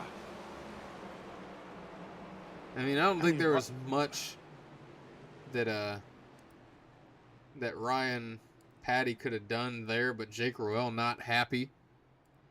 Hey, we're 4 wide, moron. And I agree with Moron. you, Jesse. Ryan is not required to be right up against the wall. I mean, he's off the wall a little bit, but again, it is a 4 wide situation. Now it's back to 2 wide. He hits the wall, comes off the wall. I mean, I And think he right was still on here- it. I think the 39's hitting him regardless. The first Yeah, contact. I mean, yeah, the first contact, but this wreck right here, Ryan does come down just a little bit, but again, he's way up on the top of the track. And the 39 had room, all the room in the world underneath them as they were back in a 2 wide situation. Oh. Man, unfortunate. I get being mad if you're the 39, you know, you were starting on the front row and you just kind of have one bad restart and all of a sudden you end up in the hornet's nest and now you're in the back of the field. So I definitely can get the emotional standpoint of why he's, you know, so mad. But, yeah, no, I don't think there's much Ryan Patty could have done there, as much as you want to blame him in there in the heat of the moment. That's why sometimes you don't want to call somebody a moron, but we've got some more radio from Jake Roel here. I'm kind of scared to play it, but with radio replay, we're going to. Let's see what he has to say. Dog load, you do that, bro. That's wild. Radio sweetheart Jake Roel tonight in that 39. He's catching back up to your field. I do love radio replay, Jesse, and it's all thanks to you and for Crean, and it's wonderful. It's very original. There's no other league that has it, really, so it's pretty awesome. If you're interested, if you're a broadcaster listening, or if you're a iRacer out there and you know a broadcaster that needs this, just tell them to hit up patreon.com/radio replay. You can find a link to the Discord there, and then you can become a member to get access to Radio Replay, be able to get it downloaded, and it even helps people make radioactives, Daryl. There's a guy out there that makes a videos called Quick Shifts, where it's basically a radioactive, and it definitely changed the game for him, having something making it that easy to get voice clips. And real quick, actually, it can wait because the pace truck is pulling off, and Brian Smith is going to be the control car on the inside. Green flag is back up in the air, and he's going to have no issue clearing the field, as the battle will be for P2, as Jacob Malone is on the inside. But Zach Lockett's not going to give it up easy. They're side by side going into 3. Yeah, good battle for P2 there. Ryan Paddy does get the drive-through for that last caution cause. I got a report that Zachary King has crashed, and yes, he's slow on the backstretch. No caution flies. We'll come back to that if we remember to, if we have a caution here momentarily, or if we get some green flag laps in. We actually got radio from the 47 here in just a second. I don't even know anymore. I really don't. Lost. He's obviously disappointed. I do want to give the viewers a little bit of a fuel strategy update. Steve Touchier and Jake Royale are in P14 and P15. They did just pit that last caution. So their tires are only, since they've been green, about 4 laps old, whereas everybody else is over 20 laps old.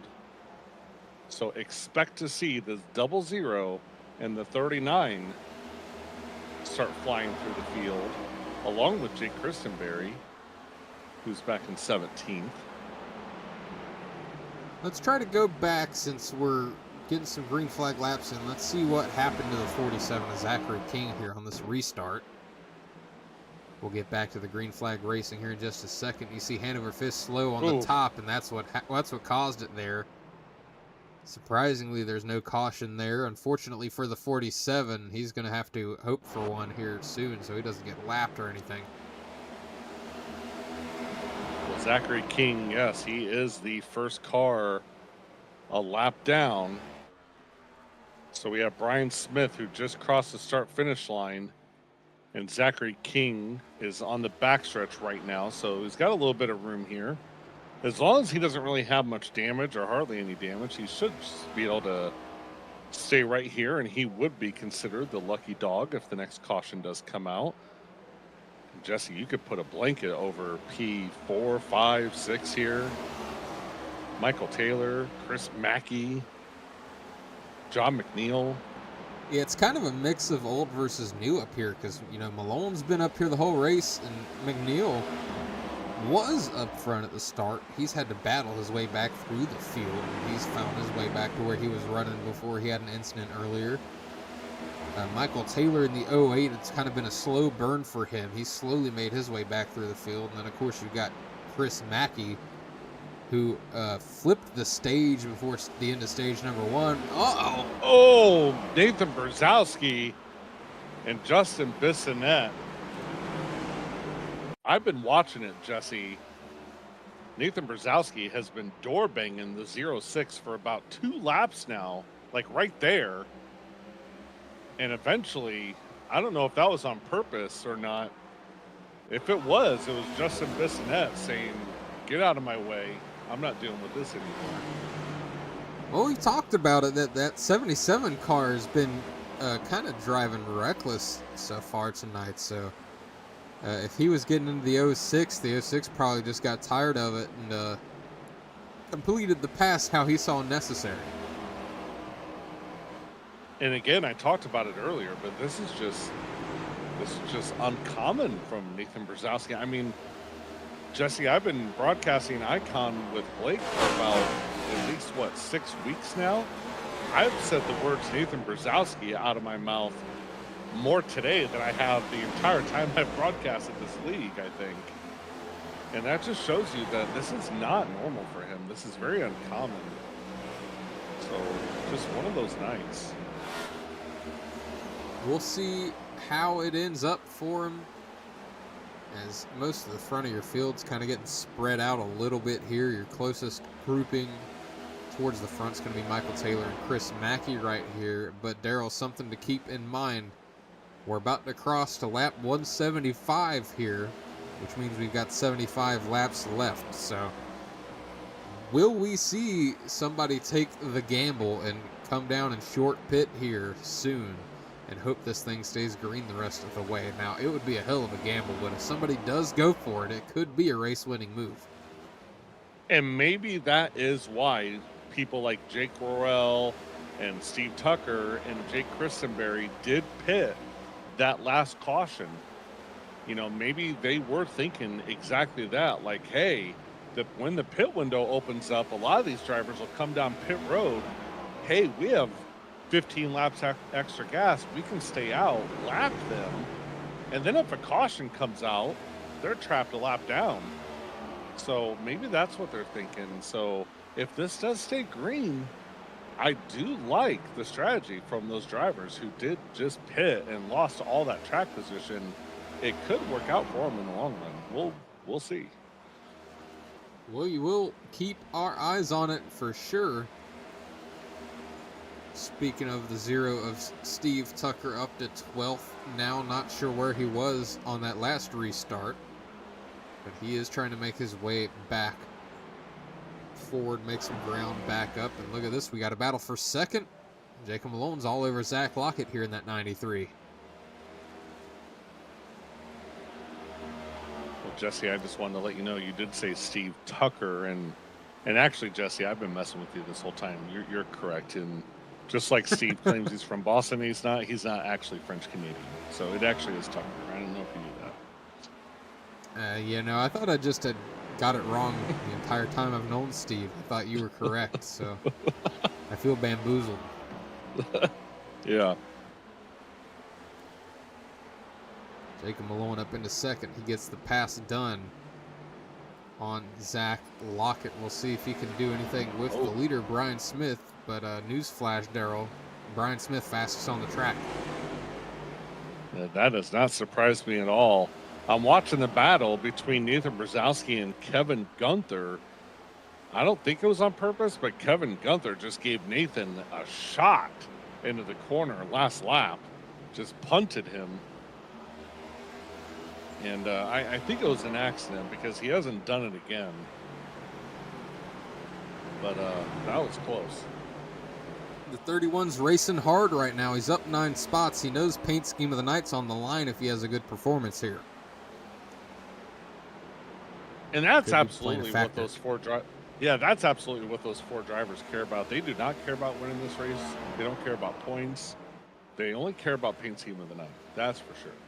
I mean, could you imagine the adrenaline rush that goes through you if you're a spotter keys up and he says, oh, by the way, you're one of Connor's nominees for paint scheme of the night? Yeah. Can you imagine the rush? Absolutely. Yeah.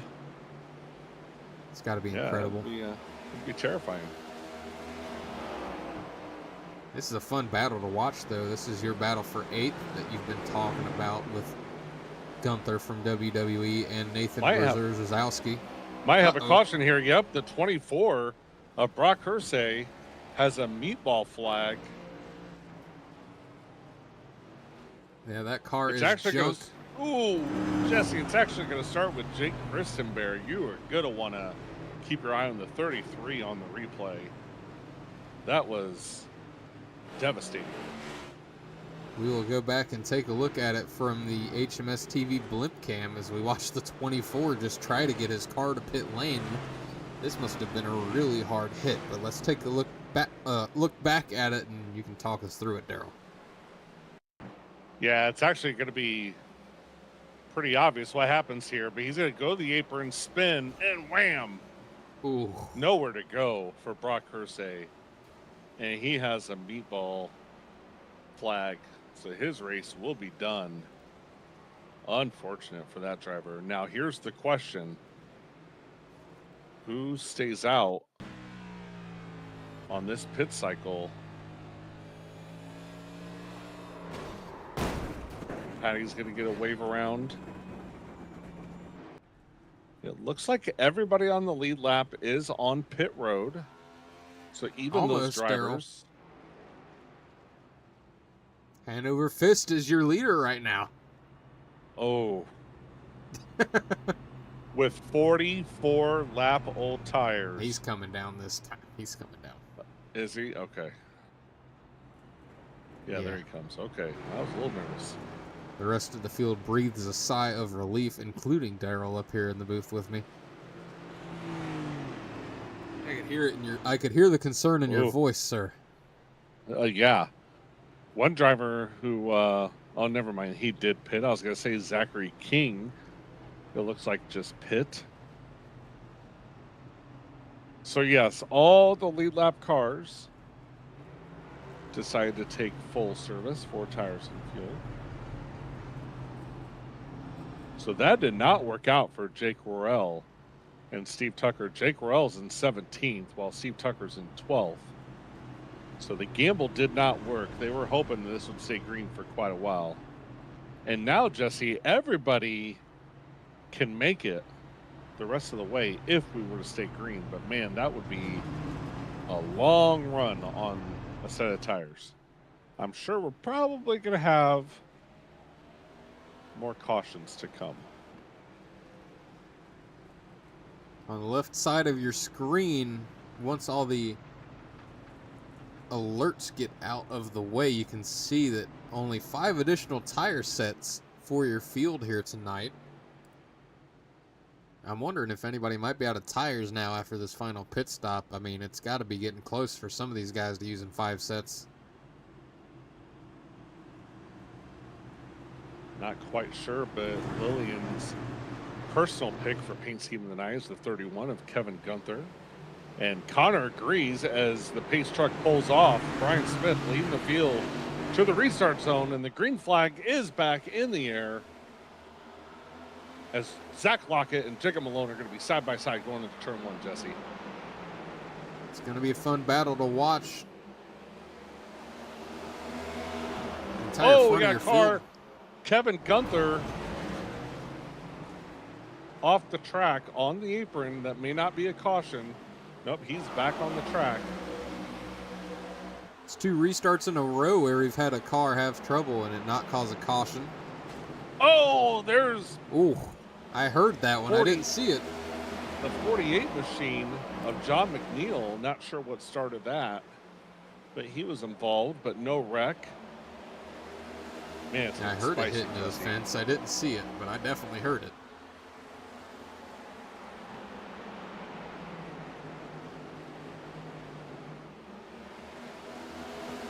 We're getting single file kind of throughout the field here. Let's try to go back on the HMS TV blimp and see what happened to Kevin Gunther here. Let's see if we can see it.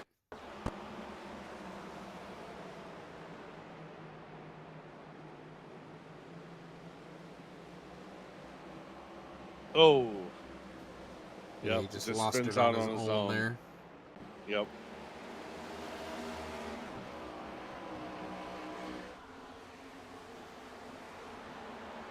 And of course, John McNeil was having trouble. Let's see if we can spot that here.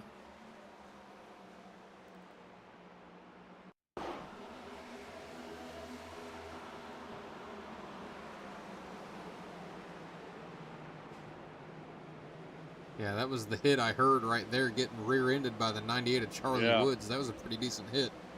Yeah, it was. As we're back live, we've got about 56 laps left here at Richmond. Brian Smith continues to lead the way. I mean, Daryl, he's led 185 laps. The only person to lead a lap's been Chris Mackey, who led 10. So it's been a heck of a performance out of the 78 here tonight. Looking for win number 10 on the season. Yeah, absolutely. And not to take away from the 10 laps that Chris Mackey did lead. Not to take away from it, but that was due to pit strategy. Chris Mackey stayed out along with a few other drivers earlier this race. And it only took Brian Smith 10 laps to go back to the front. And Daryl, I want to tell a story of resiliency here. You see this 19 of Adam Ball, he's out here. He might be hitting pit lane right now, but he was just running laps, and he's 100 laps down, Daryl. Absolutely. That's dedication out of that 19. Well, he's had a black flag ever since he's been sitting on pit road. So he has now came out a lap, and maybe that's all he's doing, Jesse. Maybe he just pulled out on the track so he could serve his black flag. And now he's back in his pit stall.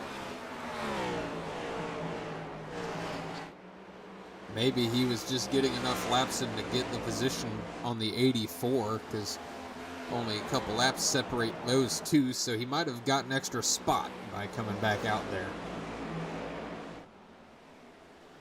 That is true. Potentially got a spot from the 8 of Kevin Bankert as well. Not quite positive on that one.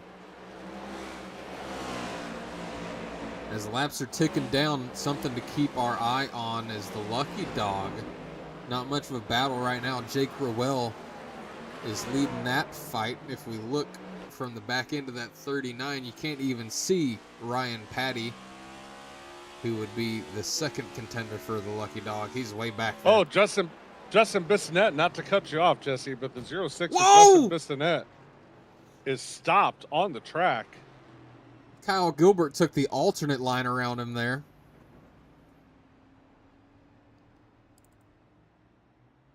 Oh, man, we're going to see Michael Taylor just barely tap him, Jesse. Just right there, just a tad. And that was enough for Justin Bissonette to hit the inside wall and fly back up on the track. Wow, who's that driver? That was Kevin, what's his name? Kyle Gilbert. Oh, that was very impressive. We need to see his onboard if we can.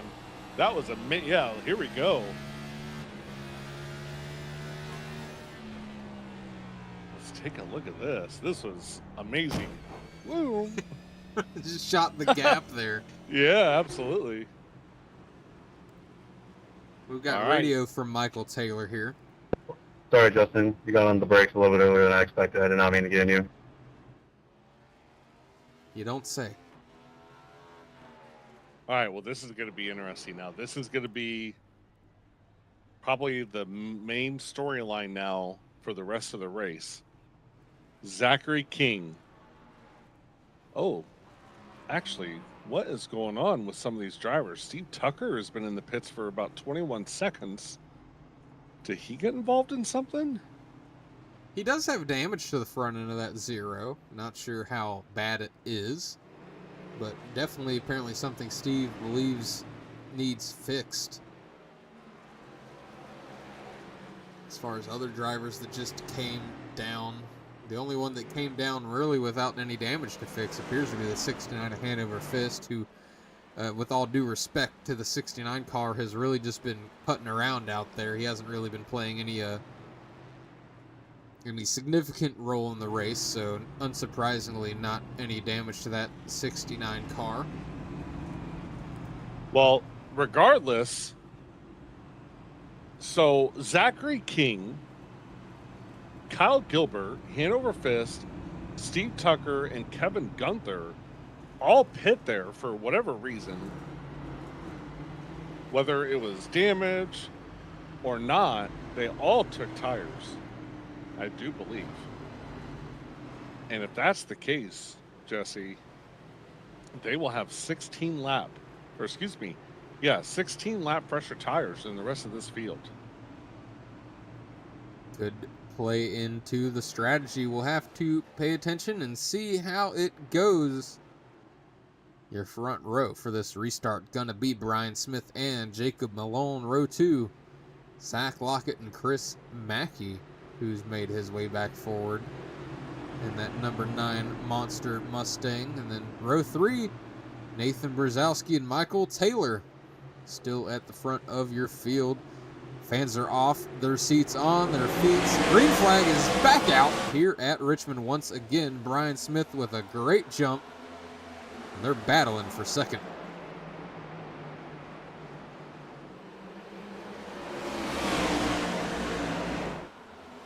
Oh, big wreck.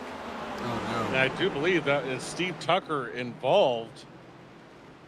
Oh, that is... We're going to have to go back and see what caused that. And that was caused by Steve Tucker. We're going to watch the replay here. He just gets loose. Ooh. Bam, the 31. Yeah, accordion effect, Jesse. They had nowhere to go. The 39 just kind of barrels his way through after the fact here. And those are all three drivers that were on pit road getting service and potentially any kind of damage fixed. All three of those drivers had fresher tires than the rest of the field, and they all just got involved in that wreck. Pretty unfortunate. Well, we're going to have less than 40 laps to go, and we go back green. We're going to take our last break of the night. We'll be back with you on the other side. Don't go anywhere. Stay tuned. Todd Gilliland here. You're tuned into the world's #1 streaming service, Hutchinson Motorsports TV. Make sure to like, subscribe, and join the Discord channel so you never miss a moment of the action. Did America's crew chief already tell you that? Hutchinson Motorsports TV is the world's #1 streaming service. From over-the-top calls to electrifying action, we bring it all to the table. The whole field's chunking it. It's a drag race to the checkered flag in the air. Justin Thompson wins the Harpoon Design 500. But the action doesn't just stop when the stream ends. Whether you're looking for a broadcaster or looking to secure your spot in our next special event, the best way to get a hold of us, and the only way to enter our exclusive events, is to join the HMS TV Discord server. Don't get left on the trailer. What are you waiting for? Join the Hutchinson Motorsports TV Discord community today by scanning the QR code shown on your screen.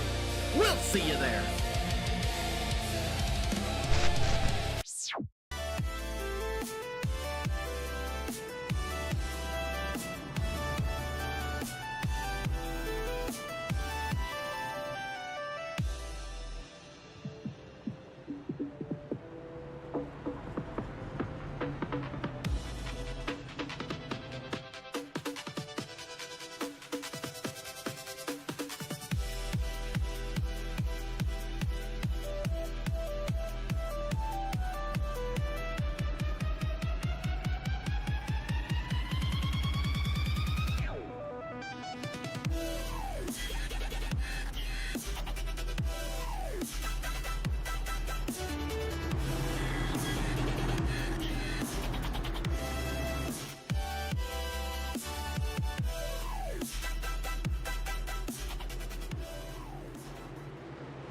We go back trackside here at Richmond. Pace truck gets ready to head off. Restart number 13 on tap as they head into the radio replay restart zone. Green flag back out.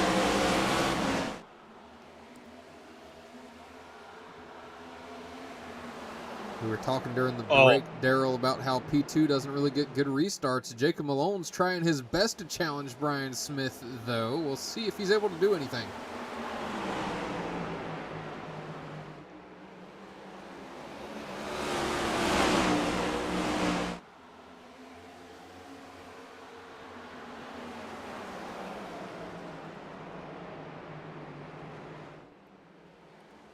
Brian Smith does run away. Jacob Malone a little loose there out of turn 2. He holds on to second. Chris Mackey up to third.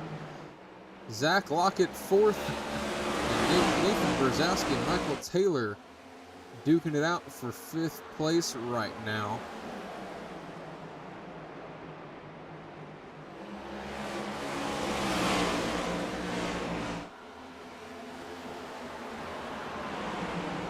Good battle here for 5th place. Sorry we're a little quiet. There's some radio happening in the background.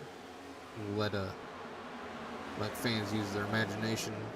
All you need to know is that Steve Tucker has to serve a drive-through. And he did not understand the rules either. He was arguing, not really arguing, but he was trying to ask race control, hey, do I not have the option just to have this black flag cleared and just get a 5-point penalty and start in the back next race? He was thinking for some reason that was an option. And he was basically told, no, you will serve your black flag or you will get disqualified. So Steve Tucker did come down pit road, and he is now the first car a lap down. Yes, he's in your lucky dog position right now. We'll see if he will get that lucky dog or not, as we have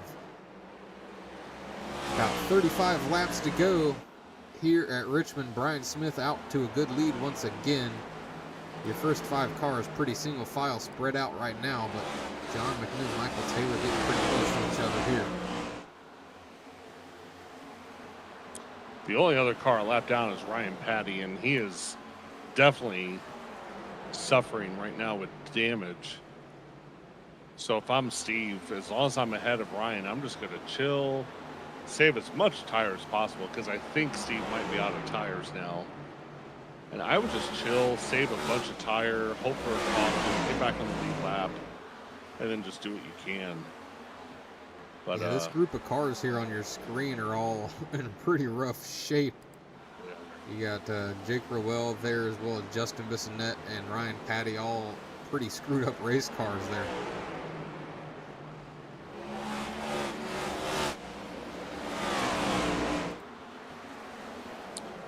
Going up through the field, and everybody is single file except for Ryan Patty and Justin Bissonette in the very back of the field. Yeah, newsflash, Daryl. Oh, I was gonna say, nope, he does stay top of the fastest cars. Brian Smith still your fastest in the field.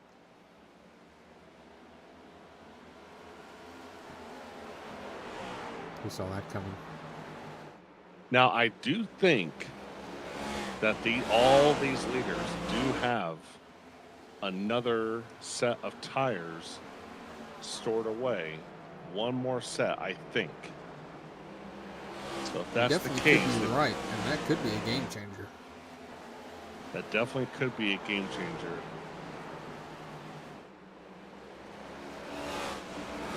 Right now, though, most of your field getting spread out as we've got 30 to go officially here in the Icon Cup Series at Richmond. We're going to jump around the field a little bit, spotlight some of the drivers we haven't talked about much. Justin Bissonette in the 06, currently running 15th with the screwed up race car out of Charleston, South Carolina, trying to salvage something here tonight. He is up 4 spots from where he qualified, so that's not too bad. And then, of course, we have talked plenty about Steve Tucker tonight in the lucky dog position right now, out of not Boston, Massachusetts. He's all over the back bumper right now of Kyle Gilbert in that 227.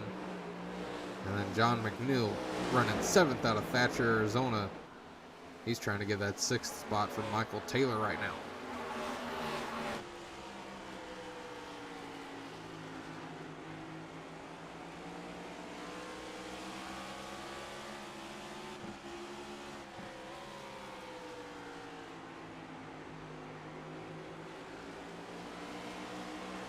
As this race is ticking down, Daryl, I'm hoping my pick to win, Jacob Malone, can find a little something in that tank. I don't know if he will, but I'm sure hoping he can find something. Yeah, I mean, this has been the Brian Smith show the entire race. As we talked about earlier, other than those 10 laps, due to pit strategy, I mean, Brian Smith has led pretty much every race, or every lap this race. So if I'm Jacob Malone, I'm sitting nice and comfortable in P2, and as long as you're not being threatened by a Chris Mackey or Zach Lockett behind you, maybe just chill here, just in case there's a late caution with like 10 to go and these drivers do not pit. And maybe on that last restart, maybe you'll have better tires than that 78 and you can run them down. but I don't know. I Your think that's field's the only play definitely that getting Jacob Malone spread has. out now, which is going to maybe make me question if we're going to have another caution or not with 24 laps to go.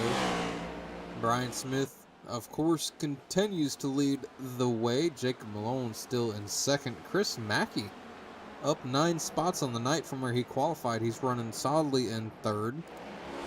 Zach Lockett up 2 spots from where he started is in fourth. And Nathan Berzowski, through all the chaos that he has caused / been a part of tonight, still top 5 here tonight, Daryl. Yeah, absolutely. I mean, when you pretty much punt everybody that you come across out of your way, you're going to get a top 5, I believe.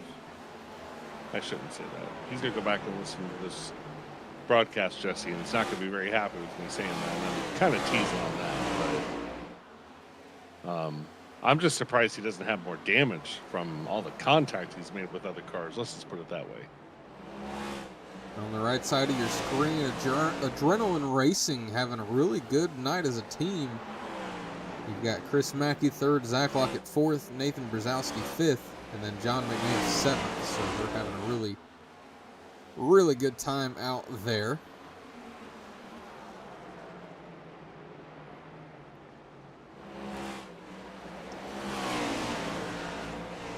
Some of these guys do have their teams updated. I feel like some of them don't. Brian Smith, your leader, shows him as a part of Buddy Motorsports with Michael Taylor. P1 and P6 are those two.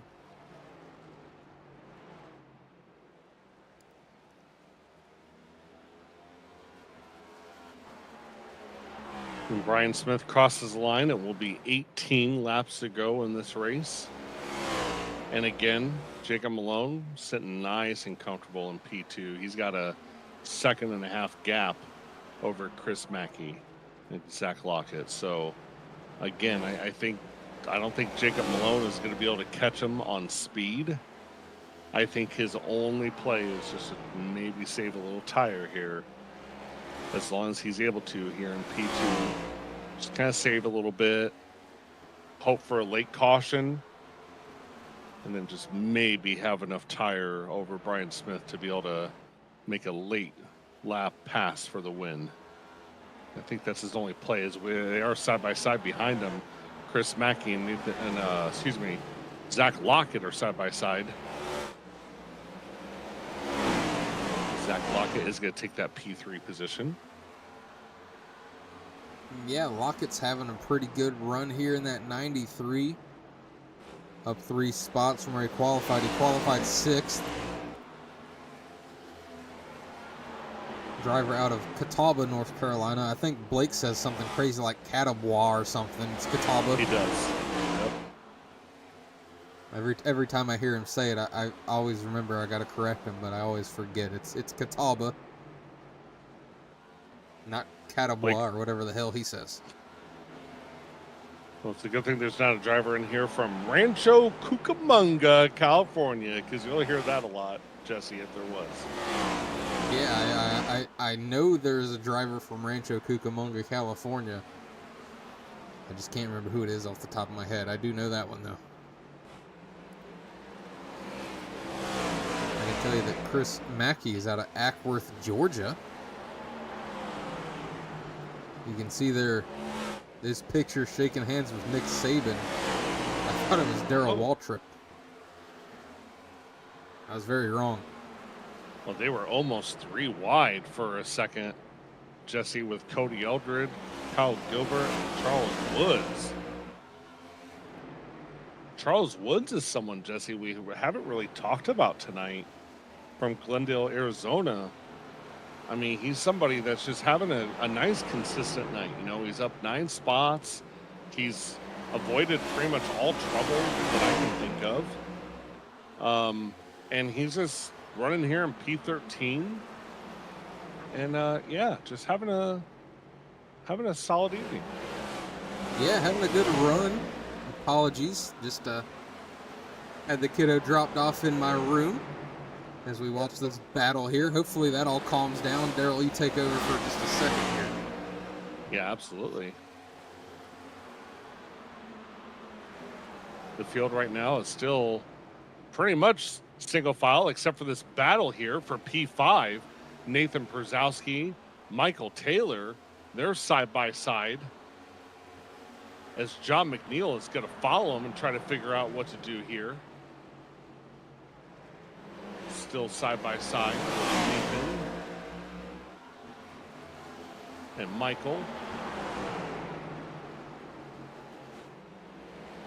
And that 48 machine, John McNeil, he is really running the top side, and I think something might be going on with Jake Royale, and there is, and the caution is going to come out.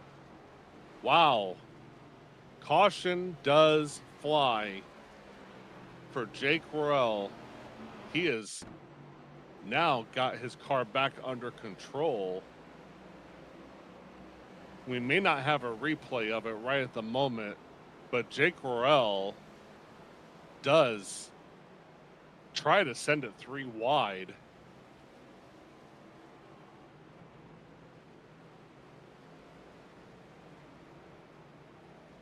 Let's watch it here. So here's Jake Royale. This is 3 wide on the bottom. Right there. He's just going to get up into him and spin out. That driver out of Northville, Michigan, now is not the time to get involved into an accident, as it's very late in the race.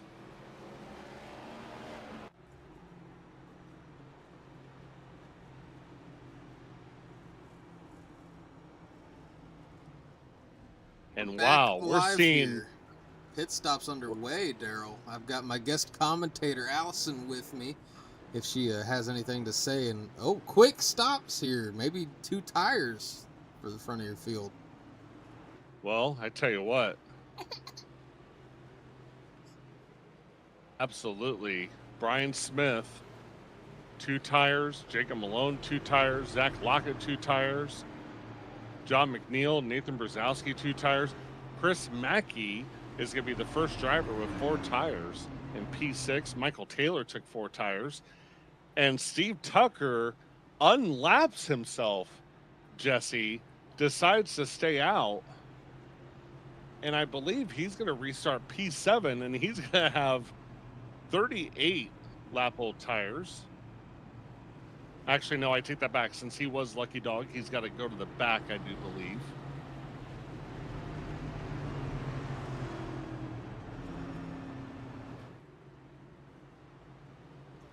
Yeah, I think you would be right about that one, Daryl. He will be getting an EOL, so he'll be restarting from the back with his old tires. He's going to be hoping for another caution here, maybe to get some more, although he could be out of tires, to be honest with you. He may Brian be out Smith, of tires. Jacob Malone going to lead the field, though, to green once again. Yeah, absolutely. Brian Smith, it looks like he's going to take the bottom. Jacob Malone is going to restart on the top. Brian Smith will be the control car. We have John McNeil, P3 on the inside. Excuse me. Oh, wow. That was a little scary. As Michael Taylor is trying to warm up his tires and about spun out on his own under pace conditions. Good one. Don't do that. Right, here we go. Justin So the missing pace that truck is going to pull off. They're going to have 4 laps to go here at the line. Brian Smith in the restart zone. Green flag back in the air. And wow, did Zach Lockett also get an incredible restart. But Jacob Malone is going to try his best, and he just sends it in there. He's going to be able to stay on his outside, Jesse, and it's absolute chaos behind them. They're 3 wide. Yeah, this is some crazy stuff here. Jacob Malone gets into second, though, as Lockett tries to maybe get the pass done. They're having a heck of a time behind him. That's Chris Mackey and Nathan Brzezowski battling for 5th right here on your screen. Your front 4 single file. 3 laps to go here from Richmond. Are we going to stay green? They make contact. Mackey and Brzezowski. Look at Zach King forcing his way in. Mackey sideways. Zach King just punts Chris Mackey as the field has 2 laps to go. Jacob Malone is going to try his best to get around Brian Smith, and Nathan Brzezowski is going to wreck himself. He is off track. That may not be a caution. It will be a caution. Nathan Brzezowski spun himself.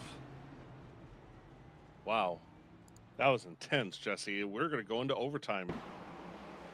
We go up to the blimp here. You can see contact between the 77 and the 47. That was enough to get Brzezowski sideways, and that does bring out the caution. Let's see if we can go back to the incident with Chris Mackey. Maybe get a good view of it here.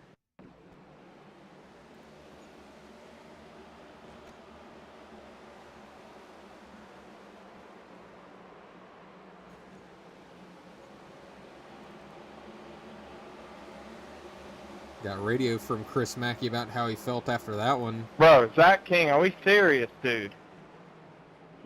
You got people racing for the chase, and you're just driving through guys, dude. Mackey not happy about that one, Daryl. No, not at all. I mean, he was maybe not a contender to win, but he was running pretty well. And, yeah, he just got punted up there by Zachary King. You can see there on the vent rules, 3 green-white checkered attempts at overtime here tonight. This will be attempt number 1 of 3. So keep that in mind as we get towards the end here. This thing could end under yellow potentially if they can't get it together.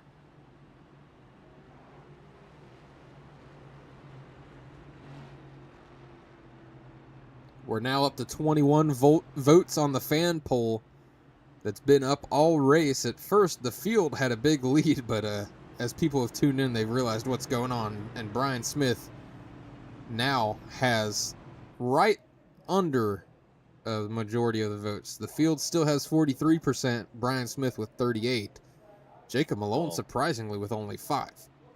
Well, that's cheating, Jesse. To wait until they find out that Brian Smith has led almost every lap this race and then vote for him, that's considered cheating, I think. I mean, he's only led 243 out of 253 laps. I mean, it's not a dead giveaway on who's been the best tonight.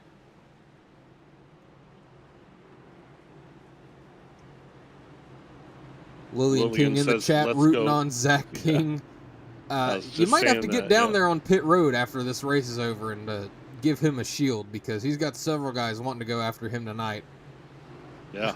It could be dangerous. That could be very dangerous. But here we go, Jesse. This is overtime. And Jacob Malone, if he is going to have the restart of his life, it needs to be right here as the pace truck pulls off. Brian Smith is your control car. He is in the restart zone. Green flag is up in the air. And this time, Jacob Malone is clear of Zach Lockett, so he can go wherever he wants right now into turn 1.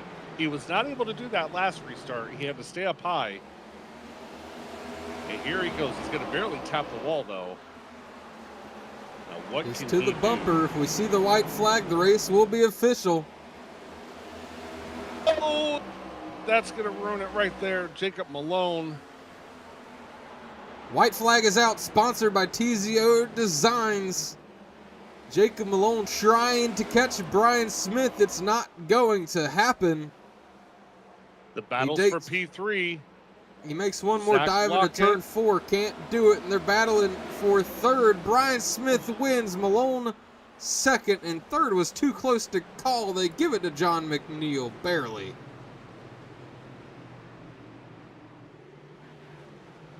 Wow, that was close. I don't know. I think Zach Lockett got it, Jesse. I'm showing Zach Lockett now. With my own eyes live, it did look like John McNeil had it.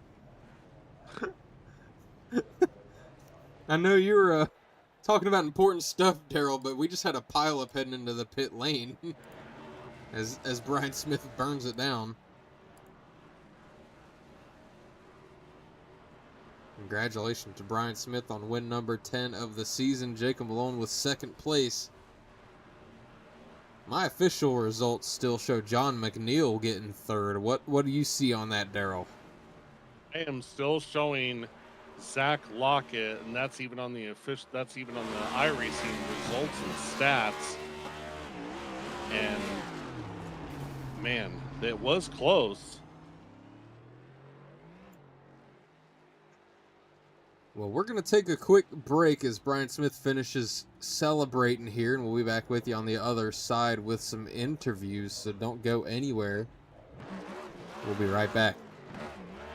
I'm Larry McReynolds. Remember, in any type of racing, it's all about execution. So right now, subscribe to Hutchinson Motorsports TV today. You know America's crew chief. I would never steer you wrong. Hutchinson Motorsports TV is back. The lights are bright and the stands are packed. Hey guys, it's NASCAR driver Matt DiBenedetto, and you are watching Hutchinson Motorsports TV, America's #1 iRacing broadcast service. So be sure to like and subscribe on YouTube today. It'll be the best decision you've ever made, so you can watch us sim racers go at it on the track.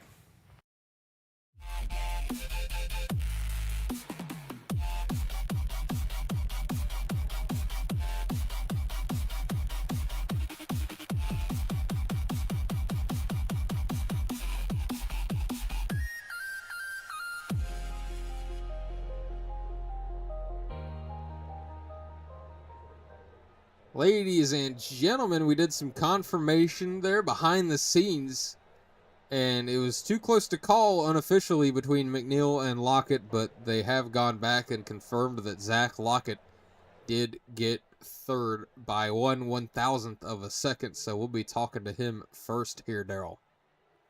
Yeah, I will bring him up right now. Wild. Zach, Daryl, and Jesse in the booth. You got a copy? Hey guys, got a copy. Well, Zach, I tell you what, that was an incredible race to watch from up here in the booth. I'd like to hear what you have to say from a driver's standpoint, but before you do that, just congratulations on a P3 finish. And man, that was too close to call. From my own eyes, I thought John McNeil had it, but I had to go back and look at it, and you barely edged him out for that podium position. So tell us about that and tell us about your night. Yeah, we were just watching that.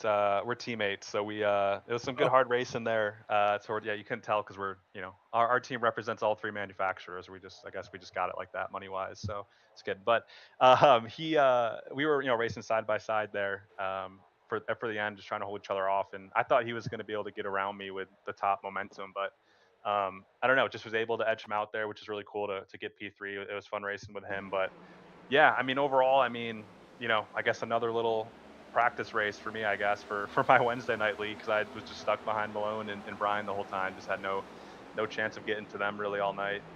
Actually, I think I beat Malone in the second stage, so that was good. But didn't really have race winning speed. Had podium speed, but it's where we kind of topped out all night. So overall, for my end, race was good. 0x P3, some good stage points. I think I'm pretty secure in third place. We're just kind of looking forward to the chase, and I know the regular season champion starts out with a pretty good advantage in the chase, and kind of trickles down after that. So just trying to, at this point, position myself the best spot to head into the chase, and 0x, good stage points, P3, we'll take that. So for the rest of the field, I don't know. I know there was one car that was kind of a wrecking ball all night, but I'll let the crowd decide who that was.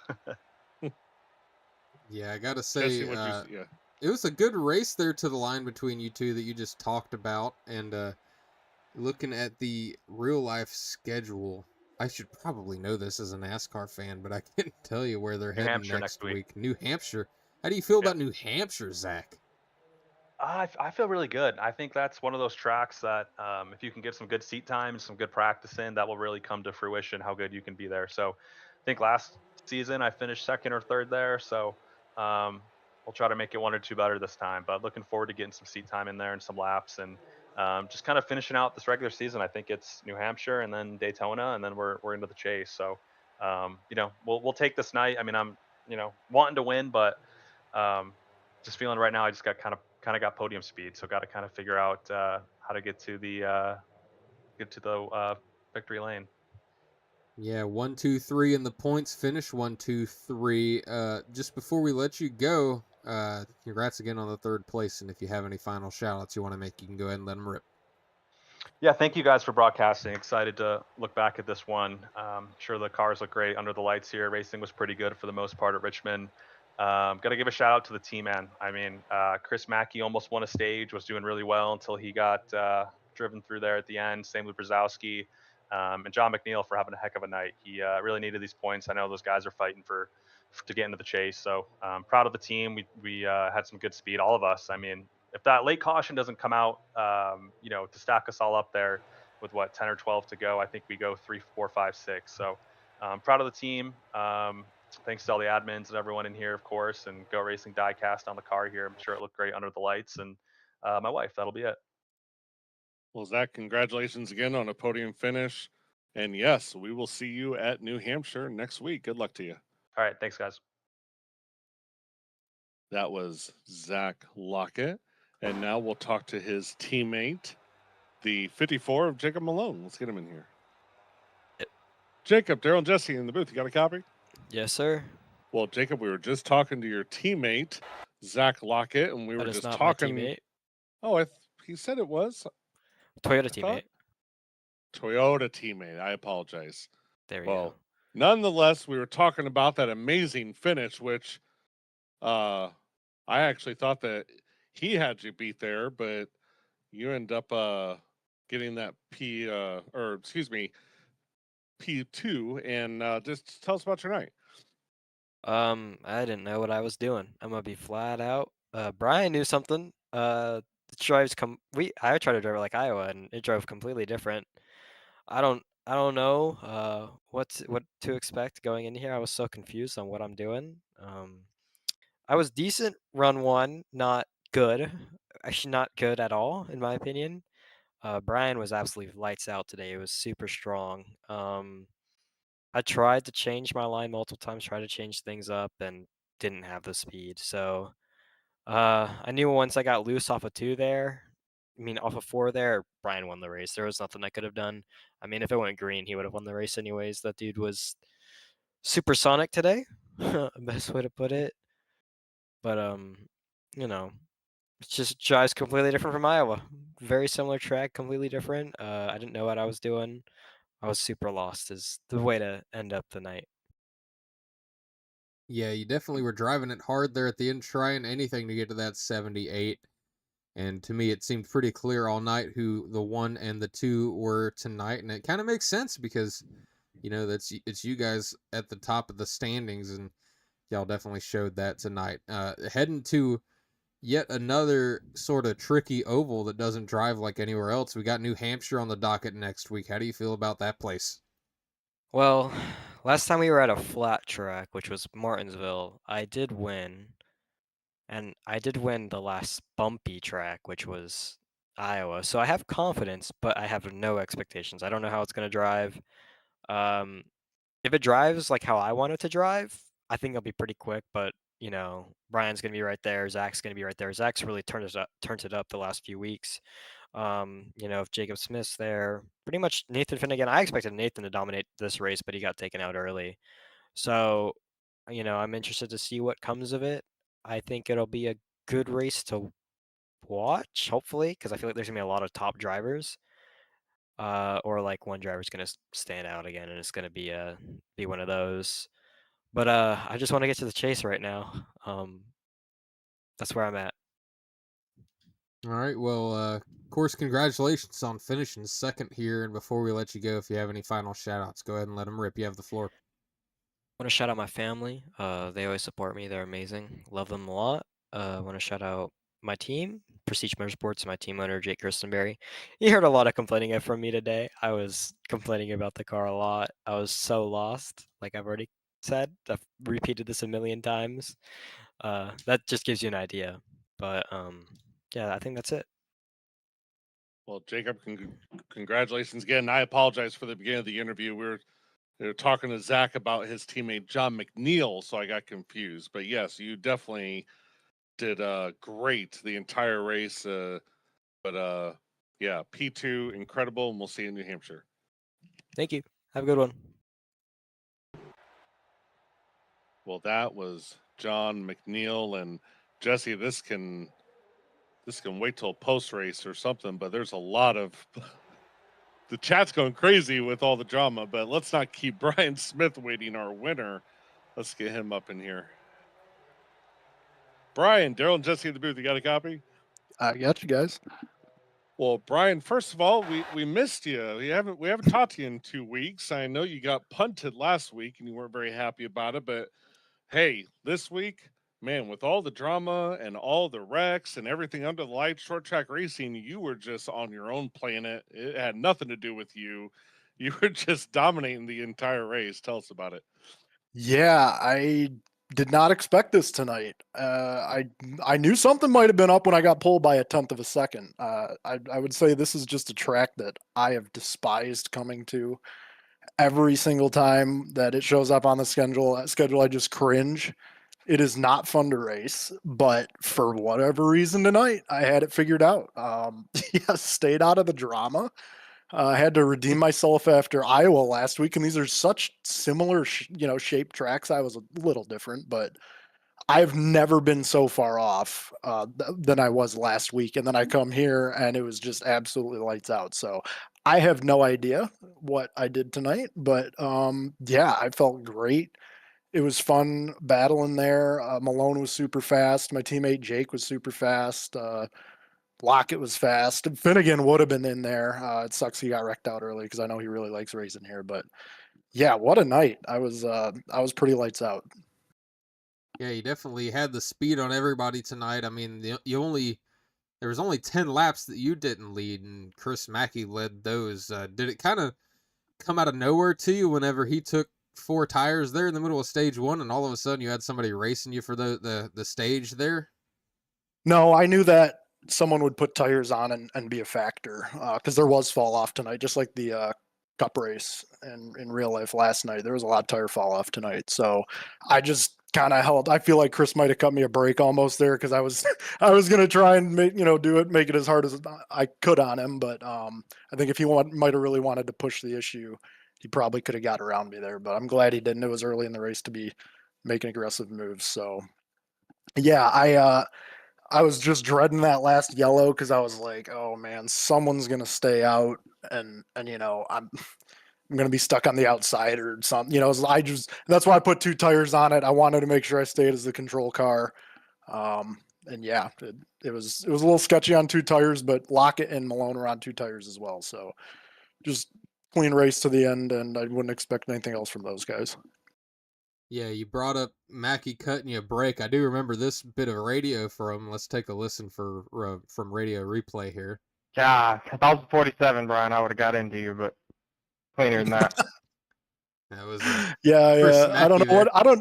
I don't know what the 47 did tonight, but I don't think he made any friends. I heard a lot of guys upset with him, but yeah, I was racing with Chris earlier today, so I like racing with Chris. He's a good guy, so that was funny. Yeah, I think the 47's got extra security down there on pit road with them, but nonetheless, let's just look forward. We've asked the other drivers, of course, how they feel about where we're heading next time to New Hampshire. What do you think? How's that race going to go for you? How do you like that track? What are your thoughts? Man, I am, again, not the biggest New Hampshire fan. I expect to be up towards the front, but probably not the dominant car. That's a track that my teammate Jake is super fast at. And hopefully we get my teammate Jacob back. He's really good there too. And Finnegan is usually lights out there as well. So not the biggest New Hampshire fan, but yeah, we'll just have to see what happens after tonight. I guess anything's possible. Yeah, that's definitely the case. And before we let you go, of course, congrats on the win. And if you have any other final shout outs you want to give, now's the time to let them rip. Yeah, I want to shout out everyone that raced tonight. It was fun. Richmond's a tricky track. It's easy to overdrive corners. So we did a pretty good job keeping it green, and everyone that I raced around was pretty respectful. So thanks everyone. And just want to thank Jason Metalworks as always for being on the car. And my friend Jacob had a baby girl this last week, Mia. So this win is dedicated to him. Hopefully we get him back, and back on track maybe next week. We'll see. I don't know, but yeah, this one's for Mia. Awesome, Brian. Well, again, congratulations on a dominating race. We will see you next week at New Hampshire. And not to get too far ahead of ourselves, but the week after that, I believe we're going to Daytona, and that'll also be a lot of fun. Yeah, boy. so New Hampshire and then Daytona, but nonetheless, we'll see you next week. Thanks, guys. Well, there you have it, Jesse. Our top three, man. I tell you what, we saw everything tonight, didn't we? Yeah, I mean, that was as good of a race coming in as I could have expected. I mean, there were a good amount of cautions, 15 total. 2 of those were for the stages, but I mean, nonetheless, it's a short track. You sort of expect this. Unfortunately, that's just how it is on iRacing. The real life guys can sometimes make the short tracks look easy compared to on iRacing here, but we look forward to New Hampshire. And Brian Smith, humble as always, doesn't think he's going to have a good week, but I'm sure he'll be up in the front as always, looking for win number 11. What say you, Daryl? I agree with you. I always hear him talking about how he's not looking forward to a track, and then he just goes out and just does incredible. He probably would have won or maybe had a great chance to win last week at Iowa. But at Iowa, unlike tonight, there was a green flag pit stop, and he got punted trying to pit, as we remember. So, luckily for him tonight, there was no green flag pit stops. So I think that saved him a little bit. But nonetheless, yeah, very humble. He'll be just fine next week, I'm sure.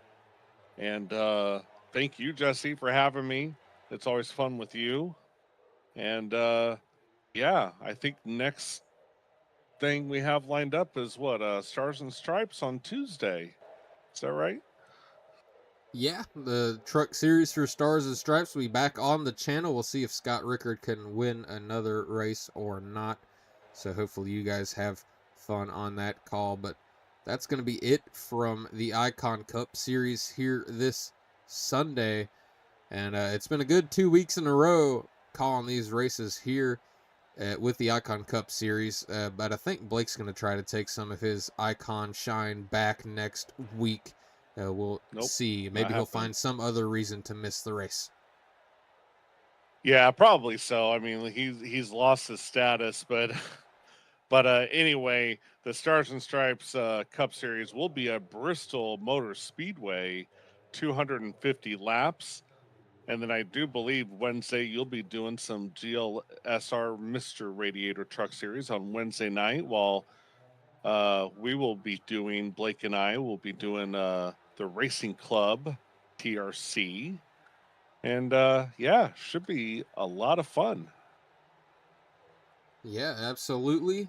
We're going to close this one out with a fun segment I just came up with on the fly, Daryl. It's going to be the radio replay, Radio Sweetheart nominees. We've got Jake Rowell and Chris Mackey. Hey, we're 4 wide, moron. No awareness, bro. Here's Chris Mackey. You got people racing for the chase, and you're just driving through guys, dude. How's this damn kid still here? Hasn't he wrecked half the field tonight? Oh. I'm sorry, Patty. That's my last rant. Just man. Those are your Radio Sweetheart nominees on the night. Wow, that is an incredible segment. Jesse, I love the Radio Sweetheart. Not really going to take time to address all the back and forth in the chat. But anyway, I think everybody will calm down and come back with a fresh head and mind next week at New Hampshire. Now we'll throw it up there. Before we go, Chris Mackey, not only a Radio Sweetheart nominee, but he also did win Connor Gerard's Paint Scheme of the Night, I believe. I mean, I have to scroll way up to see it. But yes, he did win Paint Scheme of the Night. But thanks to everybody who tuned in. Signing out for Daryl Young in the booth, I am Jesse Becker, and we'll see you live once again on Tuesday for the Stars and Stripes Racing League. I'm Larry McReynolds. Remember, in any type of racing, it's all about execution. So right now, subscribe to Hutchison Motorsports TV today. You know America's crew chief. I would never steer you wrong. Hutchison Motorsports TV is back. The lights are bright and the stands are packed. Hey guys, it's NASCAR driver Matt DiBenedetto, and you are watching Hutchinson Motorsports TV, America's #1 iRacing broadcast service. So be sure to like and subscribe on YouTube today. It'll be the best decision you've ever made, so you can watch us sim racers go at it on the track.